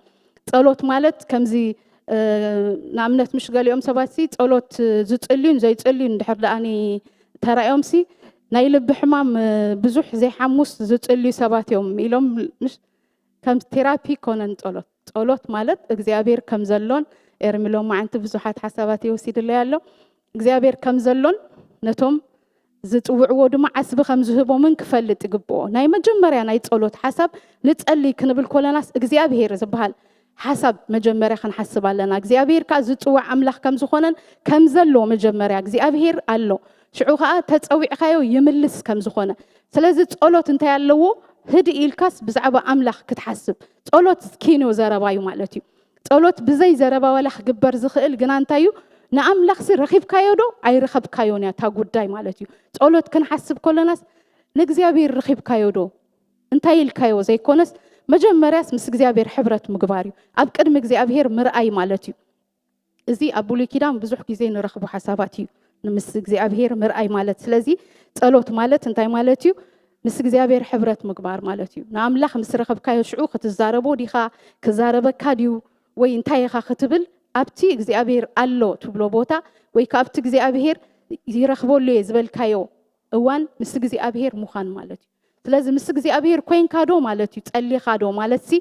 ሓደ መልእኽቲ ብጽሕካ ዶ ወይ ተዛሪብካዮ ዶ ዘይኮነስ እግዚአብሔር ረኺብካዮ ዶ ማለት እዩ ስለዚ ጸሊና ክንብል ኮለና ርዝነቱ እንድሕር ዳ ክንዲ ዝኮይኑ እንታይ ኢና ንገብር ዘለና ማለት እዩ ንእግዚአብሔር ረኺበዮ ደ ኣይረኸብክዎን ተዛሪበ ጥራይ ደ ወላስ ታይና ጌርና ንጹር ዝኾነ ሓሳብ ተዳኣለና ኮይኑ ኣብ ጸሎት ዝያዳ ሓይሊ ወይ ከዓ ዝያዳ እምነትና ክነዕብዮ ንኽእል ኢና ለዚ ጸሎት እዚዩ ነታ ዘንበብክዋ ሓሳብ ተዳሪእኹም ኣብ ግብረ ሐዋርያት ሓጻር ብሓንቲ ደቂቕ ወይ ከዓ ብኽልተ ደቂቕ ተዳኣ ቀሲልካ አንቢብካያ ትውዳእ ንባብሲ ግና እንታይ ናይ እግዚአብሔር ዓበ ሓይሊ ኣብኡ ክግለጽ ከሎ ንሪኦ ኢና ካብአን ሕጂ ገለ ሓሳባት ክወስደ ሓደ ናብ መን ኢኻ ክትጽሊ ከለኻሲ ናብ መን ኢኻ ባ ትጽሊ ዘለኻ ሕጂ እዚኣቶም ብምርዳእ መጀመርያ ናብ ጸሎት ክንኣቱ ከለና ክንሓስቦም ዘለና ሓሳባት እዮም ንእግዚአብሔር ምፍላጥ እግዚአብሔር ባ መን እዩ እግዚአብሔር መን ምዃኑ ተዳ ዘይፈለጥካ ነገርካ ክትቦ ወይ ከዓ ጾርካ ክፈትሓልካ ኢልካ ክትሓስብ ወይ ከዓ ምስኡ ምዝራብሲ ቁም ነገር ከም ዘለዎ ክትርዳእ ኣይትኽእልን ኢኻ ስለዚ እግዚአብሔር ንዓኻ መን እዩ ብጣዕሚ ወሳነ ነገር እዩ እግዚአብሔር ንዓኻ መን እዩ ንእግዚአብሔር ትርድኦ ዲኻ እግዚአብሔር ከመይ ዝበለ ኣምላኽ እዩ ምሻ መጽሓፍ ቅዱስና እንተዳሪእናዮም እዚኦም ሐዋርያት ክጽሊ ከለዉ እንታይ ኢሎም ተዛሪቦም ኣብ ሰማይን ኣብ ምድርን ባሕርን ኣብኡ ዘሎ ኩሉ እንታይ ዝገበርካ ዝፈጠርካ ኢሎሞ ስለዚ ናይ እግዚአብሔር ስልጣንን ዘይብጽሕ ምዃኑን ኣዝዩ ዓብ ምዃኑን ንሱ ከዓ ንብሙሉእ ጽኒዕዎ ከም ዘሎ ብዛዕባ ሰማይ ብዛዕባ ምድሪ ክንዛረብ ከለና መጸበቕ ዘረባ ይኮንና ንኣምላኽ ሰማይን ምድርን ፈጢሩ ኢልና ንዛረበሉ ብዛዕባ ሰማይን ብዛዕባ ምድርን ዘለና ምርዳእ እዩ እንታይ ዝገብረና ንእግዚአብሔር ከም ኢልና ብዛዕባኡ ክንዛረብ ዝገብረና ቀይዞይ ጸሎት ዝቕዳሕ ወይ ከዓኒ ሰባት ዝደገምዎ ምድጋም ኣይኮነን ጸሎት ማለት እቲ ዝተረዳእካ ንሱ ምባል ማለት እዩ እንድሕር ደኣ ንሱ ኮይንካ ትብሎ ዘለኻ ኢኻ ንእግዚአብሔር ብርግጽ ፈሊጥካዮ ዘለኻ ስለዚ ብዛዕባ ሰማይን ምድርን እንታይ ትፈልጥ ስለዝኾንካ ኢኻ እግዚአብሔርሲ ሰማይን ምድርን ባሕርን ኣባታቶም ዘሎ ኩሉን ገይርዎ ኣሎ ትብል ዘለኻሲ እንታይ ምርዳእ ኣለካ ብዛዕባኡ በቃ ሰማይ ከም ሰማይ ካብ ቀደሙ ነይሩ ሕጂ ከዓ ኣሎ ዘይኮነስ እግዚአብሔር ብኸመይ ገይሩ ይባ ፈጢርዎ ንዝብል ሓሳብ ምርድኡ እንተዳኣ ኣለካ ኮይንካ ኢኻ እግዚአብሔር ዕቤቱን ስልጣኑን ዝርዳእካ ማለት እዩ ስለዚ ኣብዚ ጸሎት እዚ እንታይ ኢሎም ኣይብጻሕን እዩ እግዚአብሔር ነዚ ሰማይን ምድርን ባሕርን ኣብኡ ዘሎ ኩሉን ገይርዎ ኣሎ ሰባት ከዓ ክሳብ ሎሚ ፈሊጦም ክውድኡ ወይ ከኣሉን ስለዚ እግዚአብሔር ብናትና እምሮ ወይ ከዓ ብናትና ምርዳእ ክብጽሕ ኣይክእልን እዩ ኩሉ ግዜ ኣነ ትምህርቲ ድሕነት ክምህር ከለኹ ከምኡ ብሎም እግዚአብሔር ዓብ ስለ ዝኾነሲ ክንበጽሖ ይንኽእልን ኢና ግን ነዚ ኣብዚ መጽሓፍ ቅዱስ ዝተጻሕፈ ብዛዕባኡ ኢና ንዛረብ እምበር እግዚአብሔር ዓብ እዩ ንምንታይ እንድሕር ደኣ ሰባት ንሰማይ ከምቲ ፈሊጦም ዘይወድእዎ ነቲ ዝሰርሖ ክፈልጥዎ ከም ዘይክእሉ ርግጽ ስለ ዝኾነ ስለዚ እግዚአብሔር ብዛዕባ ሰማይን ምድርን ባሕርን ኣብኡ ዘሎ ኩሉን ዝፈጠረ ኢልና ክንዛረብ ከለና እግዚአብሔር ኣይትብጽሕን ኢኻ ንስኻ ዓብ ኢኻ ኢሎም ዝዛረብዎ ከም ዘለው ብርታዒኡ ድማ ሓይሉ ይዛረብሎ ስልጣኑ ይዛረብሎ ኣብኡ ኩሉ ተዳርኢና ኣነ ኩሉ ግዜ ዝብሎ ብዛዕባ ሰማይ ክዛረብ ከለኹሲ ብዛዕባ ምድሪ ብዛዕባ ሰማይ ክዛረብ ክትሓስብ ከለኹስ ሓደ ሓሳብ ሓስብ እግዚአብሔር ሲ ንሰማይ ኣብ ገለ ዘይብሉሲ ከም ጋንፅላ ዘርጊሕዎ ኣሎ ስለዚ እዚ ኣምላኽ እዚ ድሕር ኮይኑ ኣምላኽካ መልስዮም እዚኣቶም ሕጂ ንኣምላኽ ከምዚ ጌርካ ምስ ተረዳእኻዮ እንታይ ይገብሩኻ ከምኡ ዶ ትኾኑ ኣንሳብ ሓንሳብ ኣነ ብዛዕባ ሓደ ጉዳይ ጾምን ጸሎትን ምስ ሓስኩ እግዚአብሔር ዓቢ እግዚአብሔር ስልጡን ይምስበልኩስ ንኢሽን ነቲ ነገር እገድፎ ብጣዕሚ ይንእሽ እሞ ብዛዕባ እቲ ጉዳይ ምስ ክንድዚ ዝኸውን ኣምላኽ ምዝራብሲ ንኢሽካ ትገድፎ ንምንታይ እግዚአብሔር ክንድኡ ዓቢ ከም ዝኾነ እናተረዳእኻ በታ ንኢሽተይ ዝተረዳእኽዋ ማለት እዩ ንኢሽተይ ተረዲእካሲ ንእግዚአብሔር ሕድርኻ ክትቦ ነገራትካ ክትቦ ኩነታትካ ክትቦ ንኣምላኽ ኣዝዩ ዝቐለካ ስለዚ ንኣምላኽ በመጀመርያ እንታይ ክትገብሮ ኣለካ ክትፈልጦ ከም ዝተጻሓፈ እግዚአብሔር ብርቱዕ ምዃኑ እግዚአብሔር ከኣል ምዃኑ ስለዚ ብዛዕባ ምድሪ ክዛረብ ከሎ መጽሓፍ ቅዱስ ከም ኢሉ ምሽ ኢዮብ ክዛረብ ከሎሲ ንምድርስ ኣብ ገለ ዘይብሉስ አንጠልጢልካ ያይልዎ በቃ ምድሪ ጠልጠሊላ ዘላ ገለ ምሽ ብሉና ግን እግዚአብሔር መጀመርያ ኢዮብ ስኹም ኢሉ ኣብ ገለ ዘይብሉ ምድርስ ተንጠልጢላላ ሕጂ እግዚአብሔር ዕቤቱ ስጋብ ክንደዩ ሽዑ ጴጥሮስ ክዛረብ ከሎ ኸታይልዎ ኩሉ ግዜ ደስ ይልን ዝዛረቡ ቃል ስለዝኾነ ተደጊመ ይትሓዝለ ጴጥሮስ ሽዑ ታይ ኢሉ ክዛረብ ከሎ እንታይ ኢሉ ተዛሪቦ ንኹሉስ ታይልዎ በሓይል ቃሉሲ ተጸይሩሎ ኢልዎ በቲ ሓንሳብ እግዚአብሔር ይኹን ዝበሎሲ እንታይ ይገብራሎ ክሳብ ሎም ማዓንቲ እቲ ቃልትስ ጸይሩዎ ኣሎ ነዚ ተፈጥሮ ሒዝዎ ኣሎ ከምዚ ኮይኑስ ይቕጽል ኣሎ ስለዚ እግዚአብሔር እዚዩ ሞ ናብ መኒና ንጽሊ ዘለና ናብዚ ከምዚ ዝበለ ኣምላኽ ኢና ንጽሊ ዘለና ስለዚ እዚኣቶም ኩሉ መዓልቲ ኣብ እምሮና እንድሕር ኣትዮም ድሕር ተረዲኦምና ክርስትና ምርዳእ እዩ ኩሉ ግዜ ከምኡ ብለይ ክርስትና ምርዳእ ስለ ዝኾነ ምስ ተረዳእና ክንጽሊ ከለና ኣብ ቅድሚ ኣምላኽ እንታይ ኢና ንኸውን ርትዕ ዘለዎ ጸሎት ኢና ንጽሊ ንኣምላኽ ናይ ብሓቂ ረኺበዮ ኢልና ኢና ንጽሊ ብድሕሪኡ እዚኦም ሃዋርያት ዝገበርዎ ነገር ክቕጽል እየ ነዚ ኸማን ንስኻ ፈጢርካዮ ኣጽኒዕካዮ ኣለኻ ኢሎም ድሓር ብዛዕባ ርእሶም ድማ ብዛዕባ ርእስና ድማ ክንፈልጥ ሃዋርያት ኣብ መወዳእታ ክዛረቡ ከለዉ ንሕና ባሮትካ ከዓ ኢሎም ነታ ተልእኾኦም ንምፍጻም ትኸውን ሓይሉ እዮም ዝደልዩ ነይሮም ስለዚ ዝተዋሃቦም ተልእኾ ኣሎ ንሳቶም እንታዮም ተጸዊዖም ዝመጹ እዮም ብክርስቶስ ዝድሓን እዮም እዚኣ ድማ ሓንቲ ምርዳእያ ንስኻ መን ኢኸባ ርእስኻ ምፍላጥ ኣብ ብሉይ ኪዳን ተዳርኢናዮም ዝተወሰኑ ሰባት እዮም ዝኣትዉ ነይሮም ናይ እግዚአብሔር ኪዳን ከም እዩ ማለት እዩ ዝኣተወ ሰብ እንታይ ክገብር ዝኽእል ንኣምላኽ ናይ ምርካብ ዕድል ዘለዎ ወይ ከዓ ሓለፋ ዘለዎ ክርስትና ሓለፋ እዩ ወይ ከዓ ክንጽሊ ኮለናስ ሓለፋ ከም ዝረኸበ ሰብ ክንጽሊ ተዳእ ኮይና እዚ ከመይ ኢልና ከም ዝኣተና እንታይ ክንገብር ኣለና ክርዳእና ኣለዎ ቀደም እስራኤላዊ ክትከውን ኣለካ ወይ ከዓ እቶም ካልኦት ከዓ ናብቲ ፕሮስሌት ኮይኖም ነቲ ናይ ግዝረት ስርዓት ወሲዶም እዮም እንታይ ዝገብሩ ነይሮም ናብ ቤት መቅደስ ኣትዮም እዮም ክጽልዩ ዝፍቀደሎም ነይሩ ነዚ ሁሉ ነገር እዚ ዘይግባአና ከሎ ግን ብክርስቶስ ኢየሱስ ንሕና ሕጂ ኣቲና ስለዚ በዚ ኪዳን እዚ ንሕና ዕድል ረኺብና ኢና ጸሎት ካልእ መንገዱ ድማ ዕድል እዩ ንሕና ገዛእ ርእስኻስ ብኸመይ ኢኻ ትፈልጣ ሓደ ዕድል ዝረኸበ ሰብ ሓለፋ ዝረኸበ ሰብ ከም ዝኾነ ስለዚ ንኽትጽሊ ዕድል ዘለናሲ እንታይ ስለ ዝኾንና ኢና ብክርስቶስ ኢየሱስ ብዝተረኸበ ብሞትን ትንሳኤኡን ብዝረኸብናዮ ዕድል ኢና እንታይ ረኺብና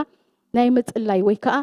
ኣቦይልና ናይ ምጽዋዕ ዕድል ረኺብና ስለዚ ጸሎት ኩሉ ሰብ ዝረኽቦ ዕድል ኣይኮነን እግዚአብሔር ኩሉ ፈላጥን ኩሉ ከኣልን ስለ ዝኾነ ናይ ኩሉ ሰብ ዘረባ ይሰምዖ እዩ ግዳ ብክርስቶስ ኢየሱስ ኣቲና ክንዛረብን ናትና ነገር ከዓ ንኣምላኽ ክንሓቶን ወይ ከዓ ምስኡ ሕብረት ክንገብር ዝተፈቐደልና ግን ንሕና ኢና ከም ኢሉሎ ኣብ ቀዳማ ዮሐንስ ምሽ ከም ኢሉ ተዛሪቡሎ ኣብ ወንጌል ዮሐንስ ነታ ሰበይቲ ክዛረባ ከሎ ቶም ክሰግዱሉ ዝግብኦም ከዓ ብሓቅን ብመንፈስን ክሰግዱሉ ይግብኦም ኢሉ ተዛሪብዋ ኣሎ ስለዚ ብሓቅን ብመንፈስን ናብዚ ሓድሽ ኪዳን እዚ በዚ ኪዳን እዚ ንዝኣተዉ ሰባት ግን እንታይ እዩ ቦታን ግዜን ዘይኮነስ ናብቲ ኣምላኽቲ ናይ ምእታው ዕድል ተየርና ኢና ረኺብና ኢና ኣምላኽ ይመስገን ኣብ ብሉይ ኪዳን ክንሪኦ ከለና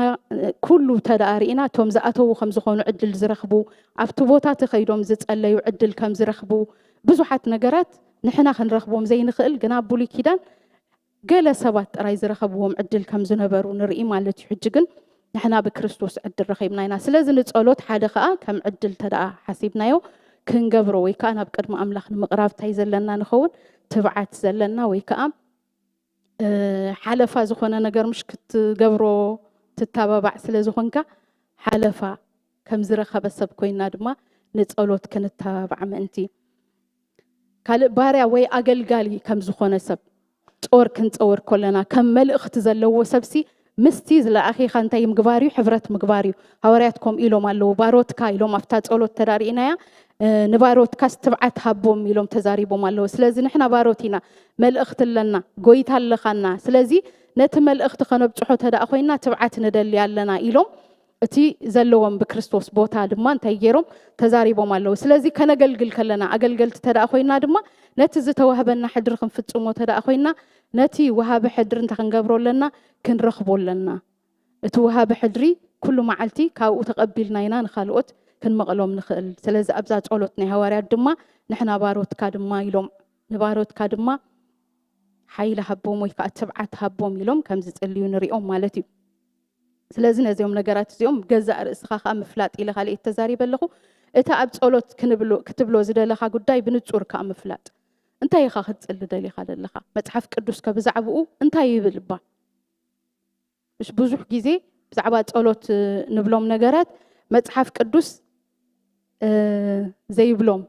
قولوتات نتقلي له مخنيات انتاينا اتو قداينا مجمريا قميت ناس متحف قدوس كبزعبا زي قداي زي انتا يبازبل الناس زي نتقلي انتاي نخونينا كم فقد أملخ زي كونت قولوت نتقلي ويكا أجزي أبهرسي انتا تايزبل زولو دبلوت قولوت نتقلينا نزوم هواريات تقر من نبزي أسي أفراريهم مستدد ومسي بزعباتهم زفراريهم قدايهم أي نبرا تقررهم دو بعال كستوخ أفراريهم من اللومو قال الزبل ولا حنتي أي نرئينينا نعاتهم كأجزي أبير بجخا قال قبرهم قال الزبل ولا حنتي أي نرئيهم منا قنتا يا مستاتل أخو من مستاتبع نتاتبعات مركبن لا يجزي أبير سلطانا كزاربو خلوينا نرئي مالتي لذا أبقلي أبتي تقولوتهم سنتاينيرو بزعباتي مل أختومن بزعبا جزي أبهيرن بزعبا جزاء رأسهم بر بزعبات زقات أمخونتات كأنبر بزعباتهم سبات انتهي يكونون كم زقبرهم بزوح نجار كفلو دخلوا خلوس جنا السو عم متحف قدوس نتقل أتخم أفكروا بزبل حساب سلا زمل أس نساتهم سجيرهم ويم بزعبوا ولا حنت نجار كفلو كم زفراره هو متراي كزارب خلوا نريهم مالتي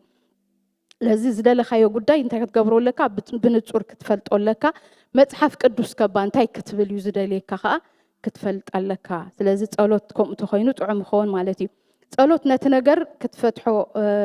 كفتحو يخيلي ጸሎት ነገራት ይፈትሑ መጽሐፍ ቅዱስና ብዙሕ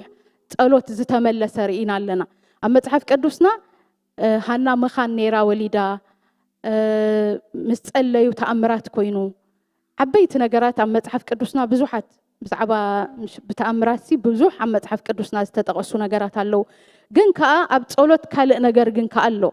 أجزي أبهر سي نتي نجار حفيل كا سجير كايو خم تخيل كا جن جبرك كاي أتنجار بسفر وخلص نسخة جن كابت نجار حفيل كا تخيل هواريات لك عخم يوم كوينهم أتوم زفرارو سبات ولا بدحري تداري خمهم كتسيلهم يوم أتوم زفرارو سبات أبتبوت هاي منيرهم نعاتهم إجزابير كالعلوم يخل نيرو يجناي العلومن أنتي جن كوينهم ساتهم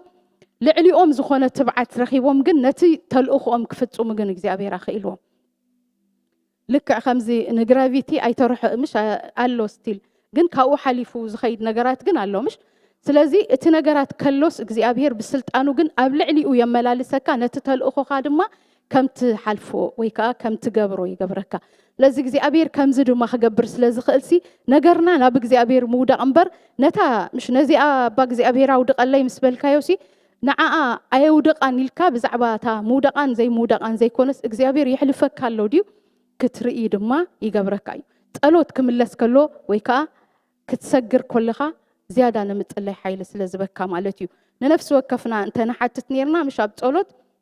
انت كوين كبا بزوح جزي تقلا كتكون جيرو كاتزبها الأبيوتنا بزوحات زجرمو زتملسوا لنا تقلوت سلازلو يوم لازم تقلوتنا جن بتناتنا من قد زي كونس بتنا أملخ من قدي كملس كلو عينتنا تخفيتو ترينا يودما زيادة نتقلوت كنت تابعنا خلينا قال علامة خان بوتا خان كأمفلات علامة خان بوتا خان تاي نايمود دقتا قول ناس انتايو كزي أبير زداليو زولو حسب انتايو نتز توهبهم حدري مبصح ينيرون هواريات حج سرينا اتز توهبهم ونجيل كم تزقبو اوغيروم نابتي ቦታ ምብጻሕ ነይሩ ስለዚ ዕላማ ባንታዩ ናይ ጸሎትና ዕላማ እንታዩ ናይ መወዳእታ ዝነገር ዝምስኮነስ እግዚአብሔር አበይ ክትበጽሕ ይደሊካ ዘሎ ጽቡቅ ጌርካ ምርዳእካ ኣብ ጸሎት እንታይ ይገብረካዩ ሓያል ወይ ከዓ ኩሉ መዓልቲ ንኽጽሊ ምትብባዕ ዝህበካ ይኸውን ማለት እዩ ካልእ ናይ ጸሎት ሃቀናኻ ድማ ጸሎት ሃቀናዩ ኣብ ልብኻ እንታይ ኣሎ ብዛዕባ ኩሉ ነገር ክንዛረብ ከለና ብቀዳማይ ማይ ክዛረብ ከሎ ሃቀና እግዚአብሔር ንልቢ እንታይ ይገብሮዩ ይፈልጦዩ ኣብ ልብናስ እንታይ ሃቀና ኣሎ ኩሉ መዓልቲ ምስ ልብና እግዚአብሔር ጉዳዩ ምሽ እግዚአብሔር ነመን ክምልስ ከሎሲ ምስ ልብናስ ጉዳይ ኣለዎ ኣብ ልብና ባንታይ እዩ ዘሎ مش حنسا كوفيلكم دو تحسبون بزعبا لبي أنا حسب كله حنسب ديت تصبخ وانا قرسي أتا كم زي أس حسيبة أي مثلا نني خجبرة خلخو جن قبل بخس زيت دليان زي عمل خويتن حسب تتصنيها أنت خوين كاخم تخو سب سلزخنا خوم إينا سلزي حقنا تقولت كبانتاي حقنا تقولتنا تدافلتنا يو نمنتاي بلبناس እግዚአብሔር ንልብና ምስራአዩ እግዚአብሔር ምሽ ኮም ይዝብል ዳዊት ኮም ኢሉሎ ኣብ ልበይ ክፉእ ሃቂና ነይረን ተዝኸውን ሲሉ ምሽ ንጸሎት ኣይምሰማዕ ካዮን ኢልዎን እግዚአብሔር ስለዚ ኣብ ልብና ዘሎ ሃቀና እግዚአብሔር ንሃቀናና እንኮላይ ስለዝፈልጦ ንዘረባና ወይ ከዓ ንቃላትና ጥራይ ስለዘይኮነ ዝምልስ ኣብ ልብና ዘሎ ሃቀና እንታይ ክንገብሮለና ከነስተውዕሎለና ብልብኻ ሃቀና ወላ ዓበይቲ ነገራት ክኾኑ ምስ ዘለኻሲ እንታይ ኣባደ ድሕሪያ ዘላ ድሕሪያ ዘላስ እንታይ ያ مش عنسا أسي أنا من تقول خخون تخويناس إجزابير أي ملساني سلز قبل بخزلها قناسي انتي يعني نتقلوتنا بتعمي وسان نجاريو قال تقلوت انتي باز جبر تقلوت انتي جبري تقلا يا تخوينكا عند حرزي تلوتكا أي تقلا خاني دبل أنا لازم تقلوت انتي جبركاي يلوت أكاي ብዙሕ ጊዜ ነጋገዩ ጌጋ በጣም ጸለይት ዮም ሰባት ንብሎም ግዳን ታዮም ኩሉ ጊዜ ደይተለወጡ ሰባት ግን ኩላ መዓልቲ ይጽልዮም ኢና ንብሎም ናመን እዮም ትጽልዩ ኻትብሽ ሕጂ ዓቀምሽ ማለት ኣነ ኩሉ ጊዜ ዝብል ምስ ዝወዓልካዮ እንታይ ትኸውን ኢኻ መስለኩም ትመስል ኢኻ እዚ ናይ ኩሉ ሰብ ክስታይ ስለዝኾነ ስለዚ ምስ እግዚአብሔር ዝወዓሉ ሰባት ንእግዚአብሔር ዝመስል ባህር እንታይ ዳገበሩ እዮም ዝኸዱ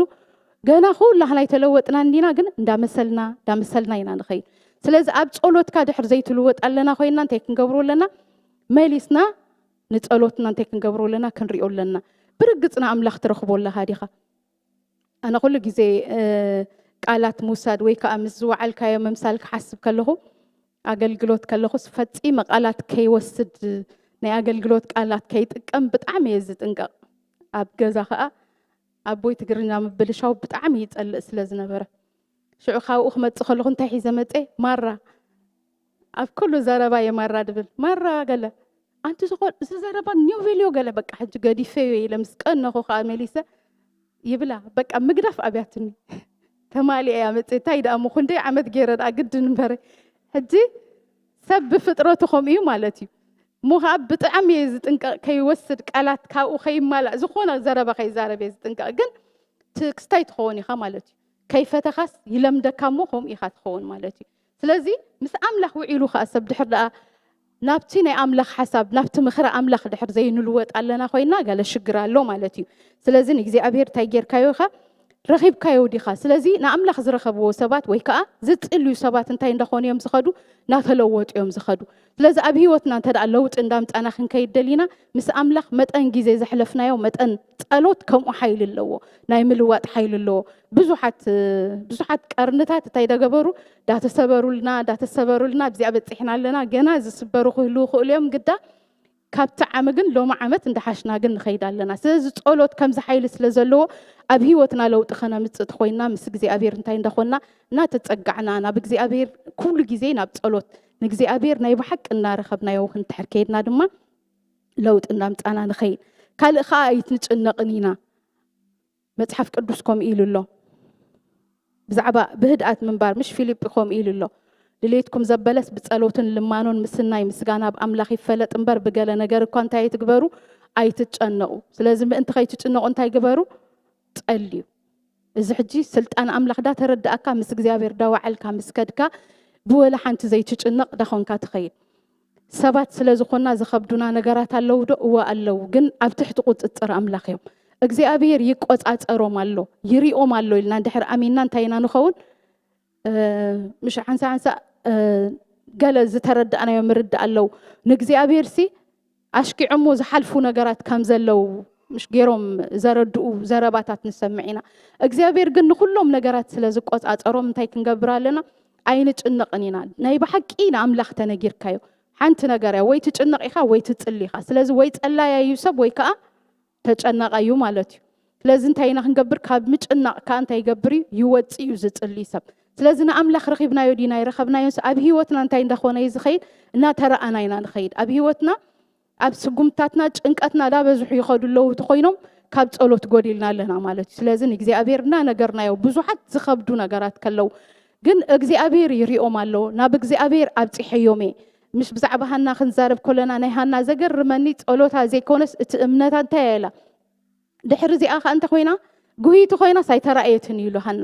هنا كو بوحد سيد حرجي قال أواريحها ختفلت نفسه صور مخانا دحرج شعت أواريحها أقدن كتولد مالتي زيابير سلا نتزحقق حق زي تحسه جن انتايلوا بدحرتها تقولت جن دحرزا معلت زي أخ انتاي كونتن جوهي تخيناس أي ترأيتن نجز أخت ملس كلاس انتاي يبا خوينا نأملخ نجيراتو نجرا أب أملخ سي بقى تسمعيو نجري لا ترى انتاي جيرا سلازا أمانتها سلازي تقولت كمج النقد ما انتاي جبركايو يوت أكايو نمنتاي ندخلوا زخ الأملاخ كم زبالكو إجزيابير من مخانو بمردة أنت دا تقلي خيو انتاي زخونا خابج انك أتحرى زخونا ويكا زي تتقد سبكت كوني خامالتي كالب زي السقاتي خاتنبر أتش النقني خاب زي السقات صباح زبهال نجرسي ناي كله سب شجر سلا زخونا صباح زبهال أي شجر كاني نمنتاي صباح نرأسها تتشنق እግዚአብሔር ካንታዩ ወላ ሓንቲ ክትውስኽ ኣይትኽእልኒ ኻይሉ ማቴዎስ 10:30 ክዛረብ ከሎምሽ ለዛ ኣባ ካብ ርእሲ ወላ ሓንቲ ከም ዘይትውስኽ መጽሓፍ ቅዱስ ስለዚ ነገረካ እንተ ደኣና ኣምላኽ ረኺብካዮ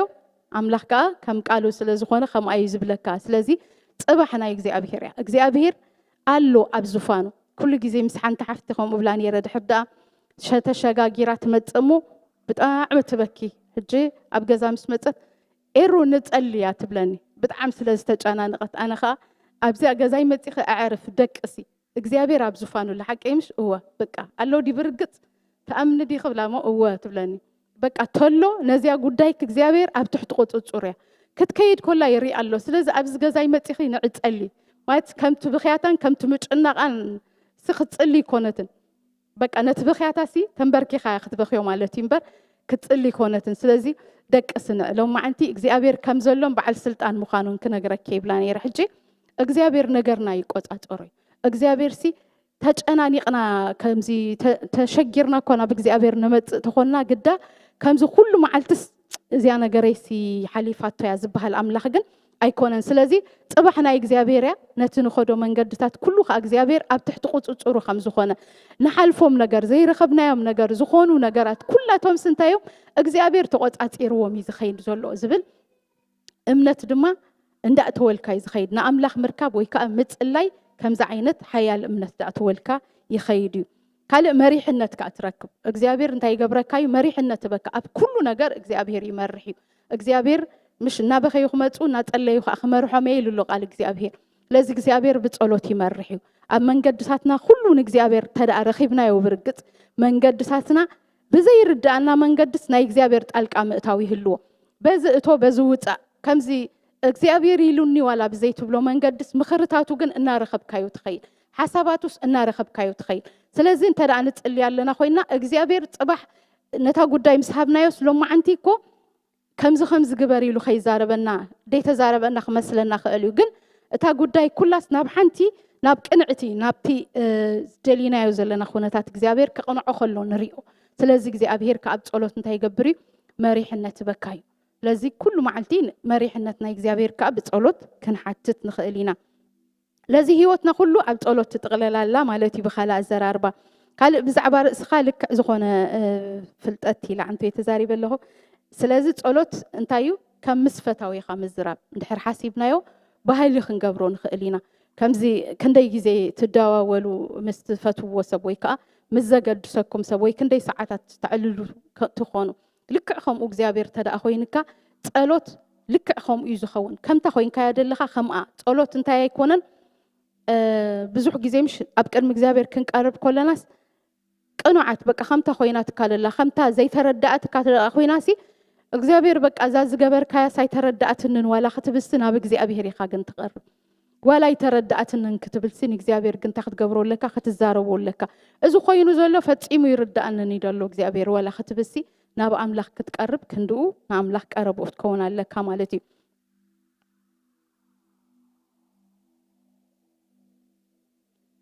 ካልእ ጸሎት ግና ከዓ ከምዚ ይኮነን ጸሎት ድሌታትካ ተማልኣሎ መንገዲ ይኮነን እግዚአብሔር ከም ቃሉ ንዝኾነ ሓሳብ እንታይ ዝገብር ዝምልስ ሓንሳብ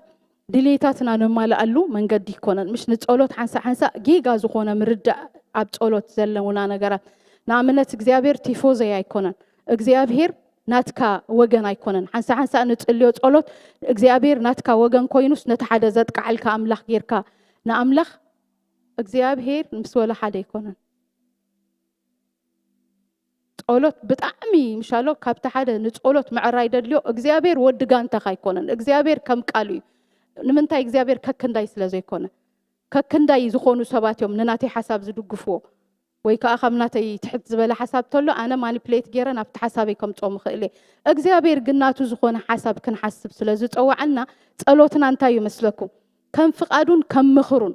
ወይ ከዓ ተተጋጊና ካታ እግዚአብሔር ከምዚ ይኸውን ኣሎ ክንብሎም በረይ እንታይ ኣይኮነን ጸሎት ንኣምላኽ ምሳኻ ወገን ጌርካ ጸሎት ኣይጽለን እዩ እግዚአብሔር ጸሎት መፈጸሚ ድሌታትና ኣይኮነን ጸሎት ናትና ድሌታት ምእንቲ ክኸውን ንዛረቦ ዘረባ ፈጺሙ ኣይኮነን ማለት እዩ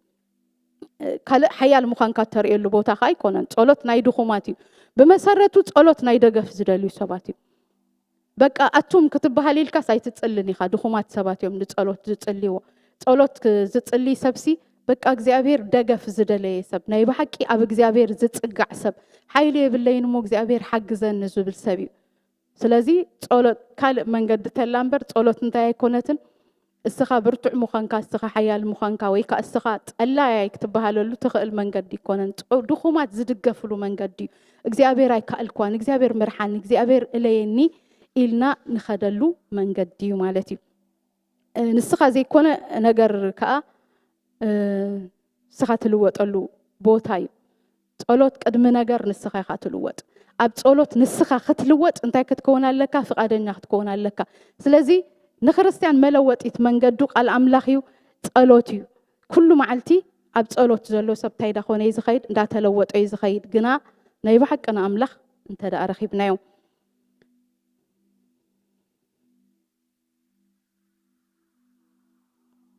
ስለዚ ኩላ መዓልቲ ብጸሎት እንታይ ክንገብር ኣለና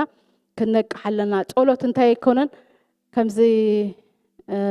ጸሎት ካልእ ሓደ ልማድ ኣሎ ኩላ መዓልቲ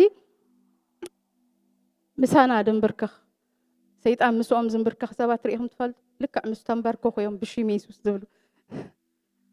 ሓንቲ ሓፍትና ነይራሲ ምርክኽ ክትብል ኮላ ናይ ኤዛቤል መንፈስ እያ ትብል ምርክኽ ምስ በለት ድሕሪ ብዙሕ መዓልቲ حسكي هذه خدمتي لا هادي مالك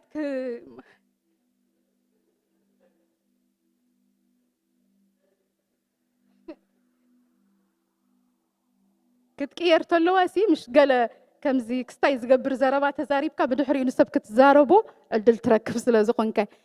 لك مستنبرك خاتيا حج مجمري انا تايبل نيره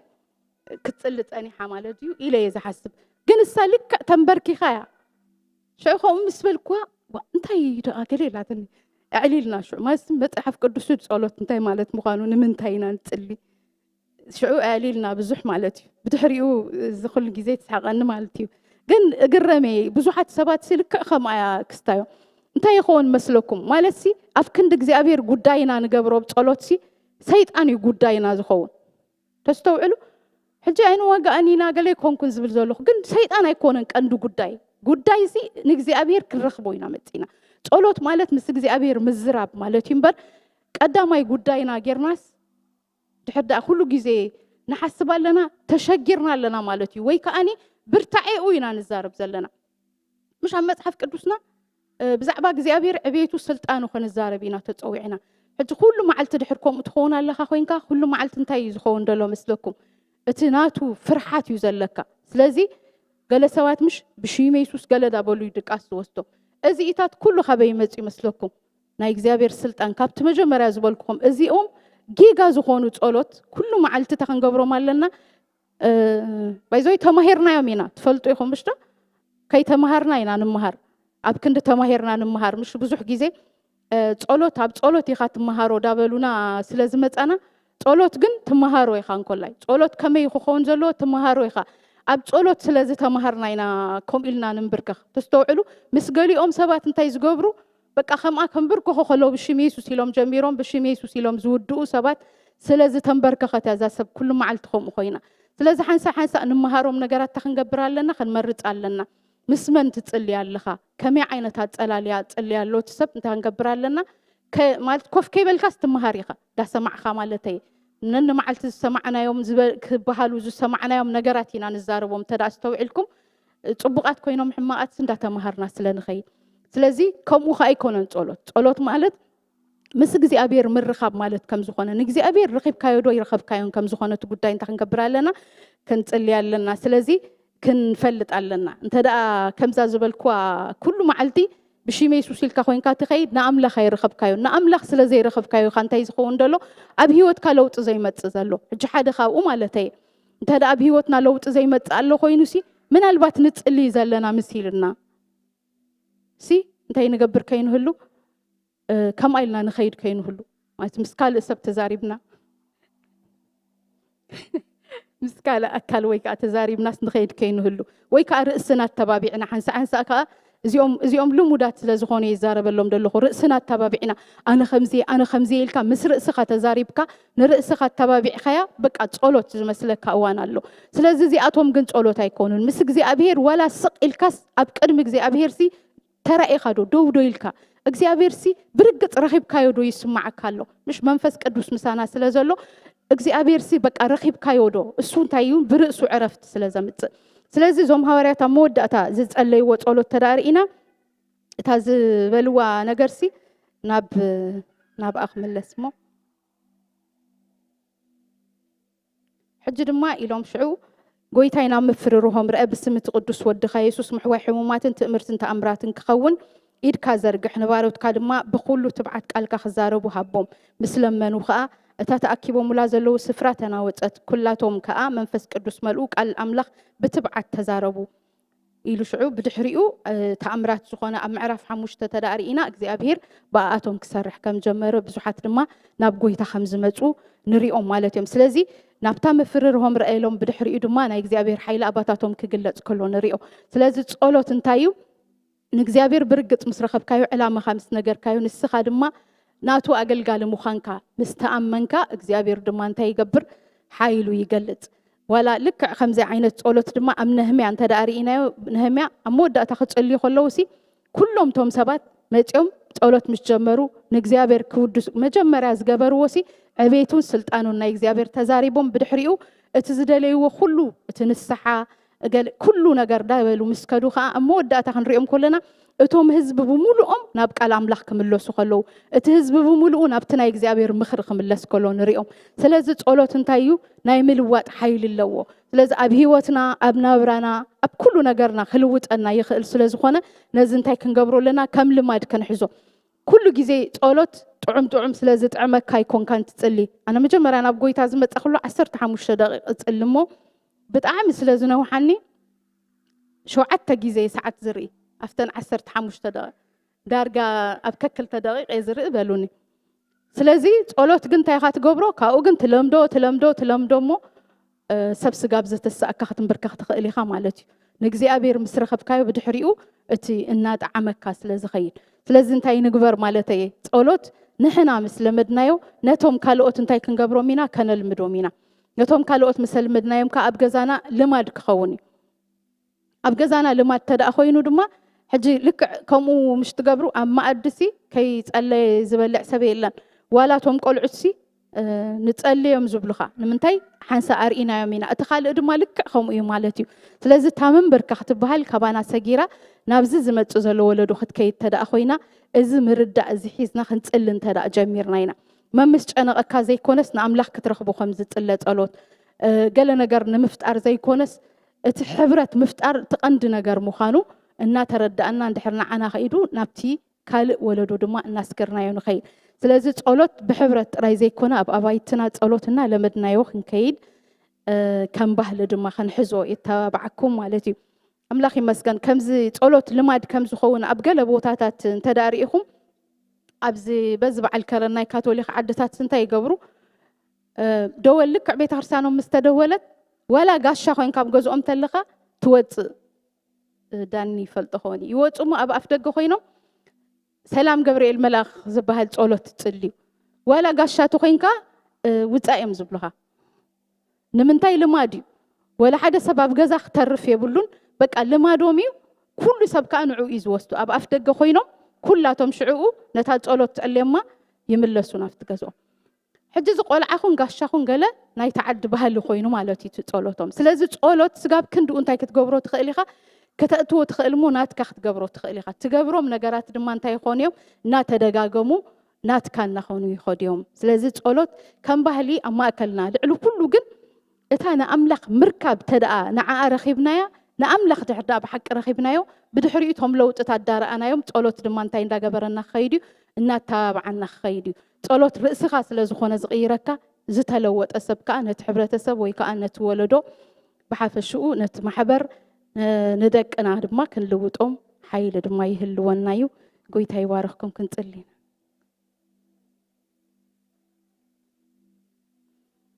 እግዚአብሔር ይመስገን ሎማዓንቲ ሓደ ሕቶ እስከ ሓተኩም ጸሎትኩም እስከ ረኣይዎ ኣምላኽ መስገን እስከና ኣምላኽ ብሓቂ ትረኽብዎ ዲኹም ኣብ ጸሎትኩም ምስ እግዚአብሔር ሲ እወ ብሓቂ ምስ እግዚአብሔር ተዛሪበየ ዶ ትብሉ እግዚአብሔር ሲ እወ ረኺበየ ዶ ትብሉ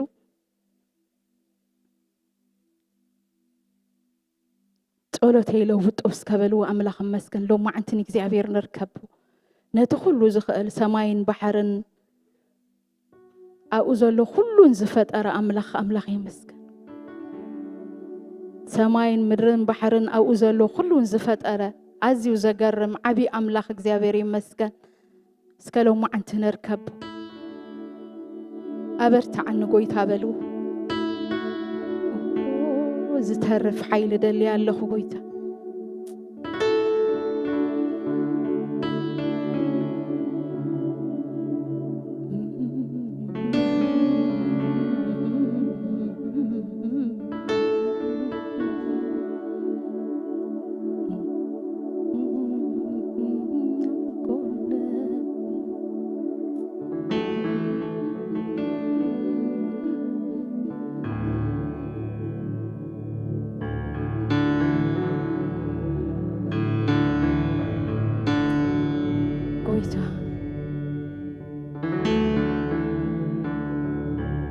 أبرتعني قويتا سكبل وأملخ مسكن እግዚአብሔራት ባዓና ሽሜ ኢየሱስ ጸልያለሁ ጎይታ በርታዓኒ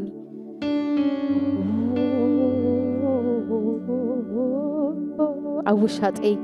በርታዕ ኸኸውን ጎይታ ብሽሜ ኢየሱስ ከተንቀሐኒ እግዚአብሔር ጸልያለሁ ክረኽበካ ጎይታ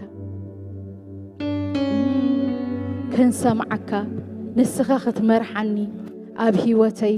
ኣብ ናብራይ ኩሉ ክመርሐኒ ስከበልዎ ኣምላኽ መስገን እግዚአብሔር ሓለፋ መማህራን ዘለብም መስረኸበካዮ ኣምላኽ መስገን ኣብ ጸሎት ዝተለወጡ ሰባት ኣብ ጸሎት ዝተማሃርና ሰባት ክንከውን ኣምላኽ ይመስገን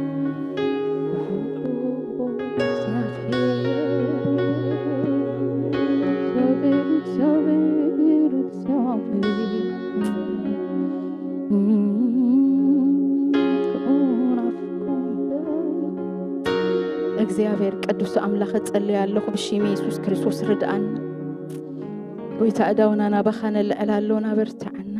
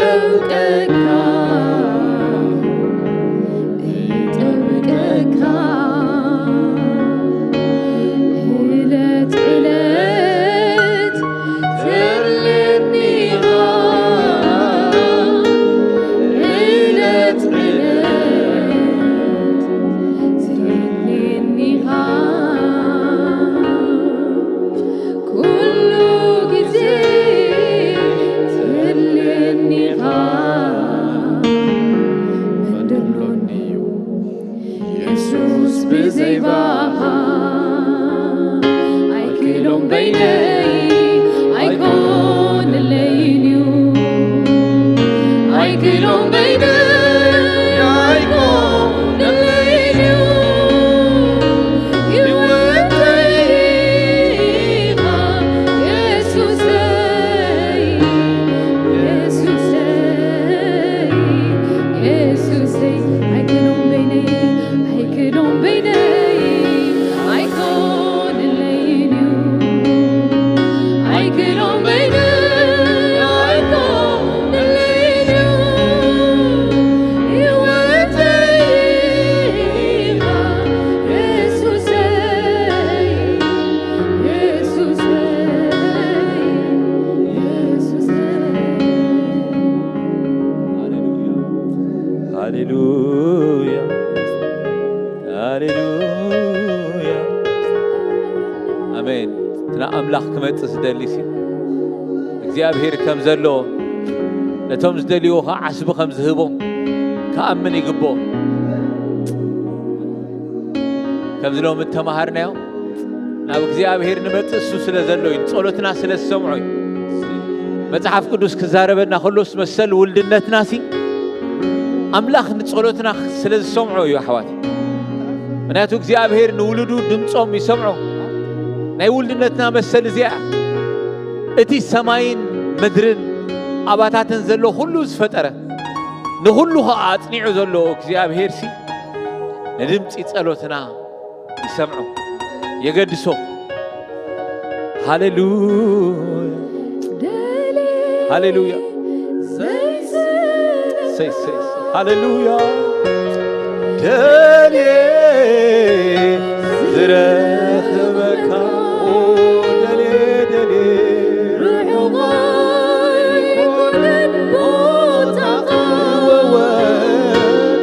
كعب تنفاسي تغربيها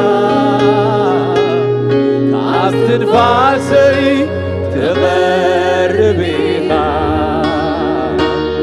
كعب تنفاسي تغربيها كعب تنفاسي كعب تنفاسي تغربيها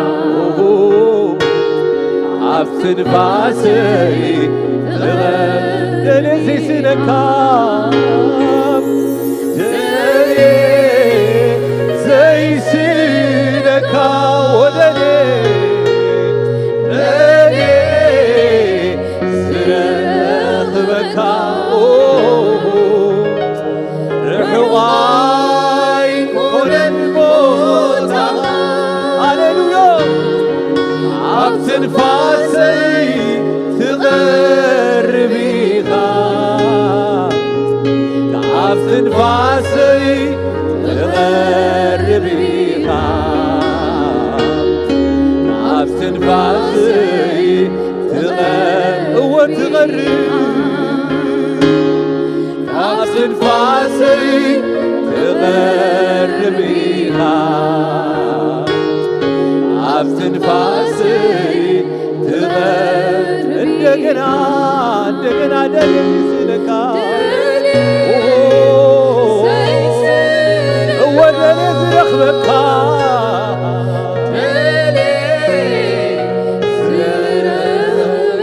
ርሕማይ ኮነን ቦታ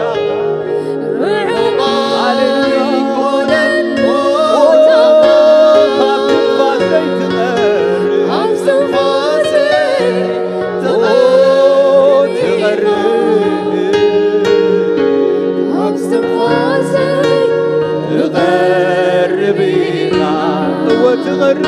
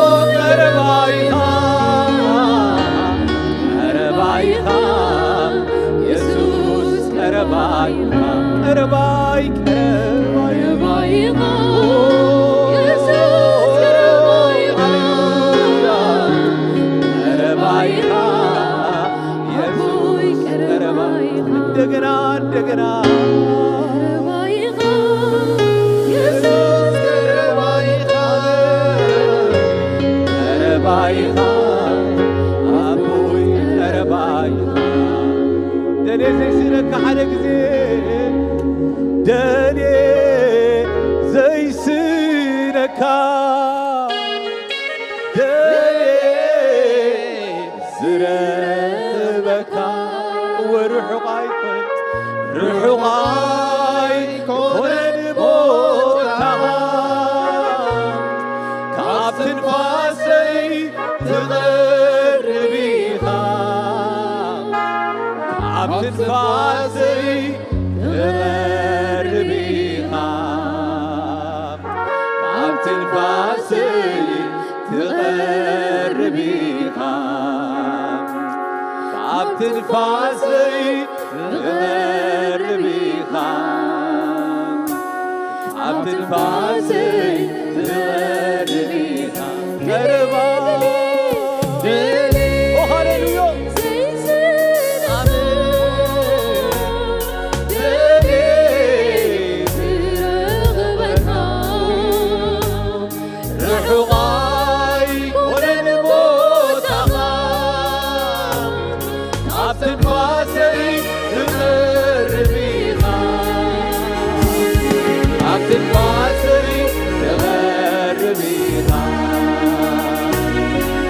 ትንፋሰይ ትቐርብ ኢኻ ካብ ትንፋሰይ ትቐርብ ኢኻ ካብ ትንፋሰይ ቀረባይ ቀረባይኻ ኢየሱስ ቀረባይኻ ቀረባይኻ ኣቦይ ቀረባይኻ ቀረባይ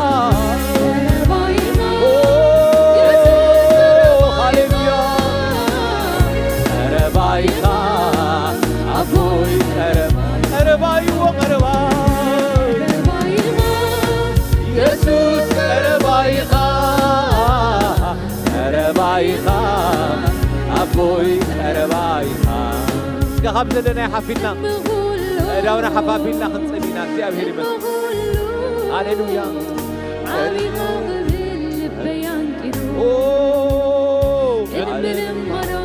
አሜን አሜን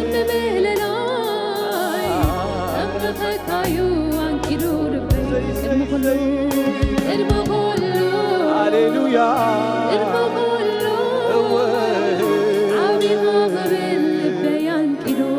ቃልና አትና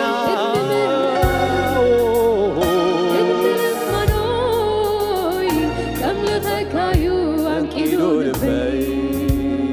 ቀድመሁ አድሁሉ ዓቢኻ ክብል ልበይ አንቂዶ ቅድሚ ልማኖይ ቅድሚ ምህላኖይ ከምለተካዩ አንቂዶ ልበይ ሃሌሉያ ሃሌሉያ ሃሌሉያ ሃሌሉያ ሃሌሉያ أحواتي كم زلوا متمهرنا እግዚአብሔር ቀረባይ እግዚአብሔር ቀረባይ عينت እግዚአብሔር ናብዘላ ምድሬን ዞራነቶም ፍጹም ልቦም ናኡ ዝጽግዑ ምእንቲ ከጽንዓስ ኢሉሎት ነብይ አምላኽ ይመስክ አምላኽ ምእንቲ ከጽንዓና ምእንቲ ክድግፈና እረ ኣብ ተሐድሽ ትርጉሙ ኣብ ተኻልእ ትርጉሙ እንታይ ድብል እግዚአብሔር ኣብ ክንዳና እኳ ርእሱ ክገልጽ ኣብ ክንዳና ክዘሬልናሲ እግዚአብሔር ነቶም ፍጹም ልቦም ናኡ ዝጽግዑ ምእንቲ ክረክብ እግዚአብሔር عينቱ ናብዘላ ምድሬን ዝዞራ ዘለዋ ኣሕዋት ሎሚ ሓደ እኳ ለእግዚአብሔር ደልዩ ልቡ ዘንቀደን ተደአሎ እግዚአብሔር ክረኽቦ እዩ አምላኽ ይመስክን እግዚአብሔር ቀረባ እዩ ኣሕዋት ጸሎት ጥራሕ ዲስታንሱ ኣብ ማእኸልናና ማእኸል እግዚአብሔር ርሕቀቱ ጸሎትና ጥራሕ ኣሕዋት ተንበርኪኽና እንተደኣ መጢና ንሱ ይርከበልና ተንበርኪኽና ተመጢና የጸናናዓና ተንበርኪኽና ተመጢና ነቲ ከቢዱና ልሎ እግዚአብሔር ይኣልዮ كاليو فتاو تزيخونه ها أساقرنا يو هاليلويا سلزي صلوت حيلنا يو أحواتي لو مي بهلنا خنقبرو بيعلتو أبقرمي ومتينا دقي وخنصنع هاليلويا بزي مبتاخ كنصلي እግዚአብሔር لو مي تزاريبونا لو أملاخ مسك اسكي قويتاي أبزي صلوت زخركب معلتي متينا عها منتي كرليكا قدكا خدلي هلاونتكا خدلي حيليس خباها يدرك بإግዚአብሔር أملاك بيني يخونكن بيني يخونكن كوتا مسلني بيني يخونكن منتين سخت رهبني نابها خمتسي እግዚአብሔር ንልበይ ስለዘንቃሕካዮ መስግነካ ኣለኹ ንበሎ ሃሌሉያ حواتي أفت محبر سريعة توزلا معلتاوي تصلوت كلمة እግዚአብሔር يمسك حبيرنا خنصلي نقصو هندلي زباهل زي خنطريو أملاخ مسك زصليو حزبي خنكون أملاخ مسك بس كيلو معنتي لبناس كن نوسنس كن حلنا أملاخ مسك هاليلويا هاليلويا هاليلويا هاليلويا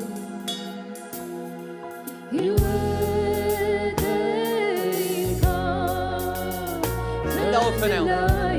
ولا نبتصلي حيل تسأنكسي نسخاخات نفلي هاليلويا أنا قنا خمد خامي متسألوه خمد اللهو دقف كادلينا بخامد تسألوه هاليلويا كتخيلنينا بخاي متسألوه هاليلويا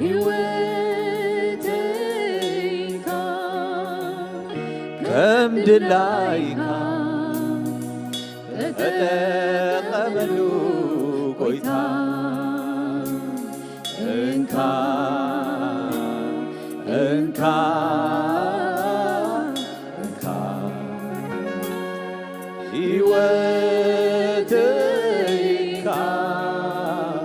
كم دلايكا تتقبلو እንደገና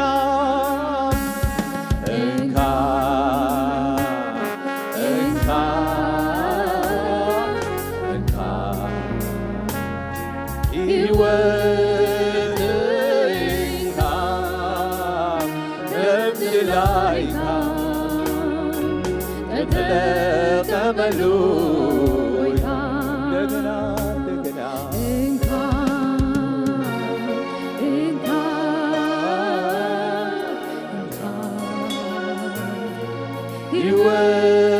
ሕይወትካ ከምድላይካ ተጠቀመሉ ጌታ ካላይ ተቀበሉ ኃይለይ ካላይ ተቀበሉ ክብረይ ካላይ ተቀበሉ ኃይለይ تكملوا كبري لسغادراي لسغادراي لسغادراي بين غادراي بين غادراي بين غادراي لسغادراي لسغادراي لسغادراي بين غادراي بين غادراي بين غادراي يس غادراي يس غادراي يس غادراي بين غادراي بين غادراي بين غادراي لايكا لخايو لايكا لخا امزل لخايو امزل لايكا لخا امزل لخايو امزل لايكا لخا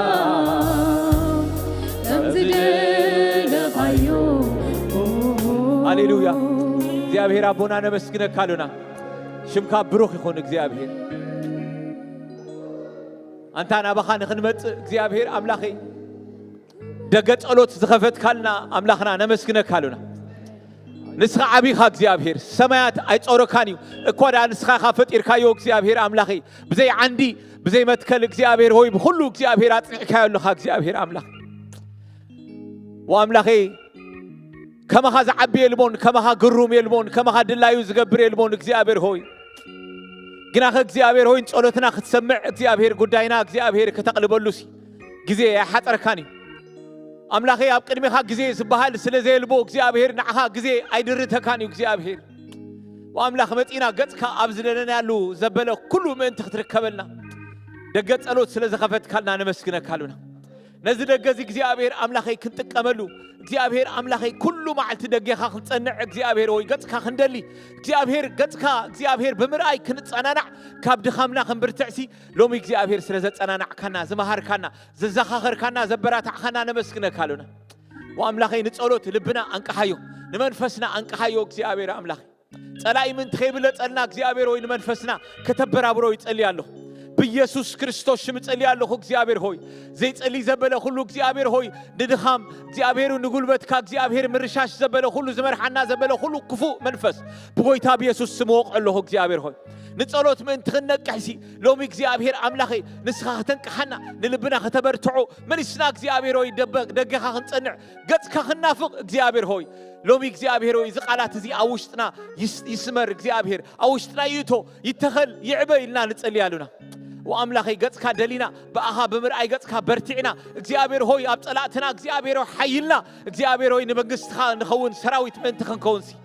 ሎሚ እግዚአብሔር ሆይ ናብ ጸሎት ክንቀንዕ እግዚአብሔር ዝኃይል እዚ እግዚአብሔር ሆይ ኣብ ህይወትና ክትገብሮ ንጸልያሉና وأملاخي أماكلنا زي تصلي سبكو أيهالو እግዚአብሔር አምላኸ ንጸሎት ዘይነቅሕኮ أيهالو እግዚአብሔር ሆይ አበርታዕና ኢልና ንልምነካሉና እዳውና ናባኻነ ልዕላሉና ሰሓበና በእዳውና ሓዘና ኢልና ንጸልያሉና እግዚአብሔር ሆይ نتليالنا እግዚአብሔር ሆይ ንስኻ ካሊኻ እግዚአብሔር አምላኸ ዝኸብደና እኳ እንተሃለወስ ካብ ሰብ ናባኻ ክንጎይ እግዚአብሔር ሆይ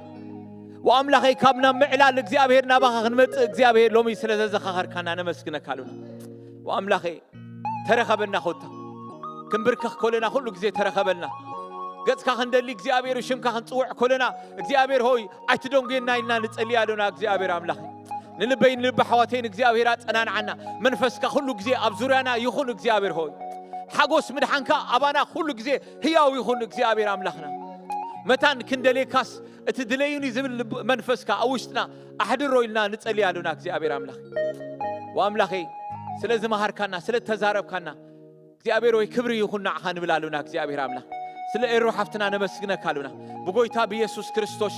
ህይወታ ናብራ ጥዕና መንገዳ ሐሳባ ድሌታ ምኽራ ኩሉ አገልግሎታ እግዚአብሔር ክትባረክ ንጸልያሉና ናበረኽት ከተውጣ ንጸልያሉና ወአምላኽ በዛ አገልግሎት እዚ ቀዲማ ክትመርሕ እግዚአብሔር ሆይ ኣብ ኩሉ እግዚአብሔር ኣብነት ክትከውን መንስካ ጸጋኻ ተብዛሐላ ጸልያለሁ ወአምላኽ ተጻባእታ ኸባ ይርሐቁ እግዚአብሔር ሆይ እግዚአብሔር ንስኻ እግዚአብሔር ሆይ ኩሉ ጊዜ ተረኸበላ እግዚአብሔር አምላኽ ጸላይ ደልዩ ይስአና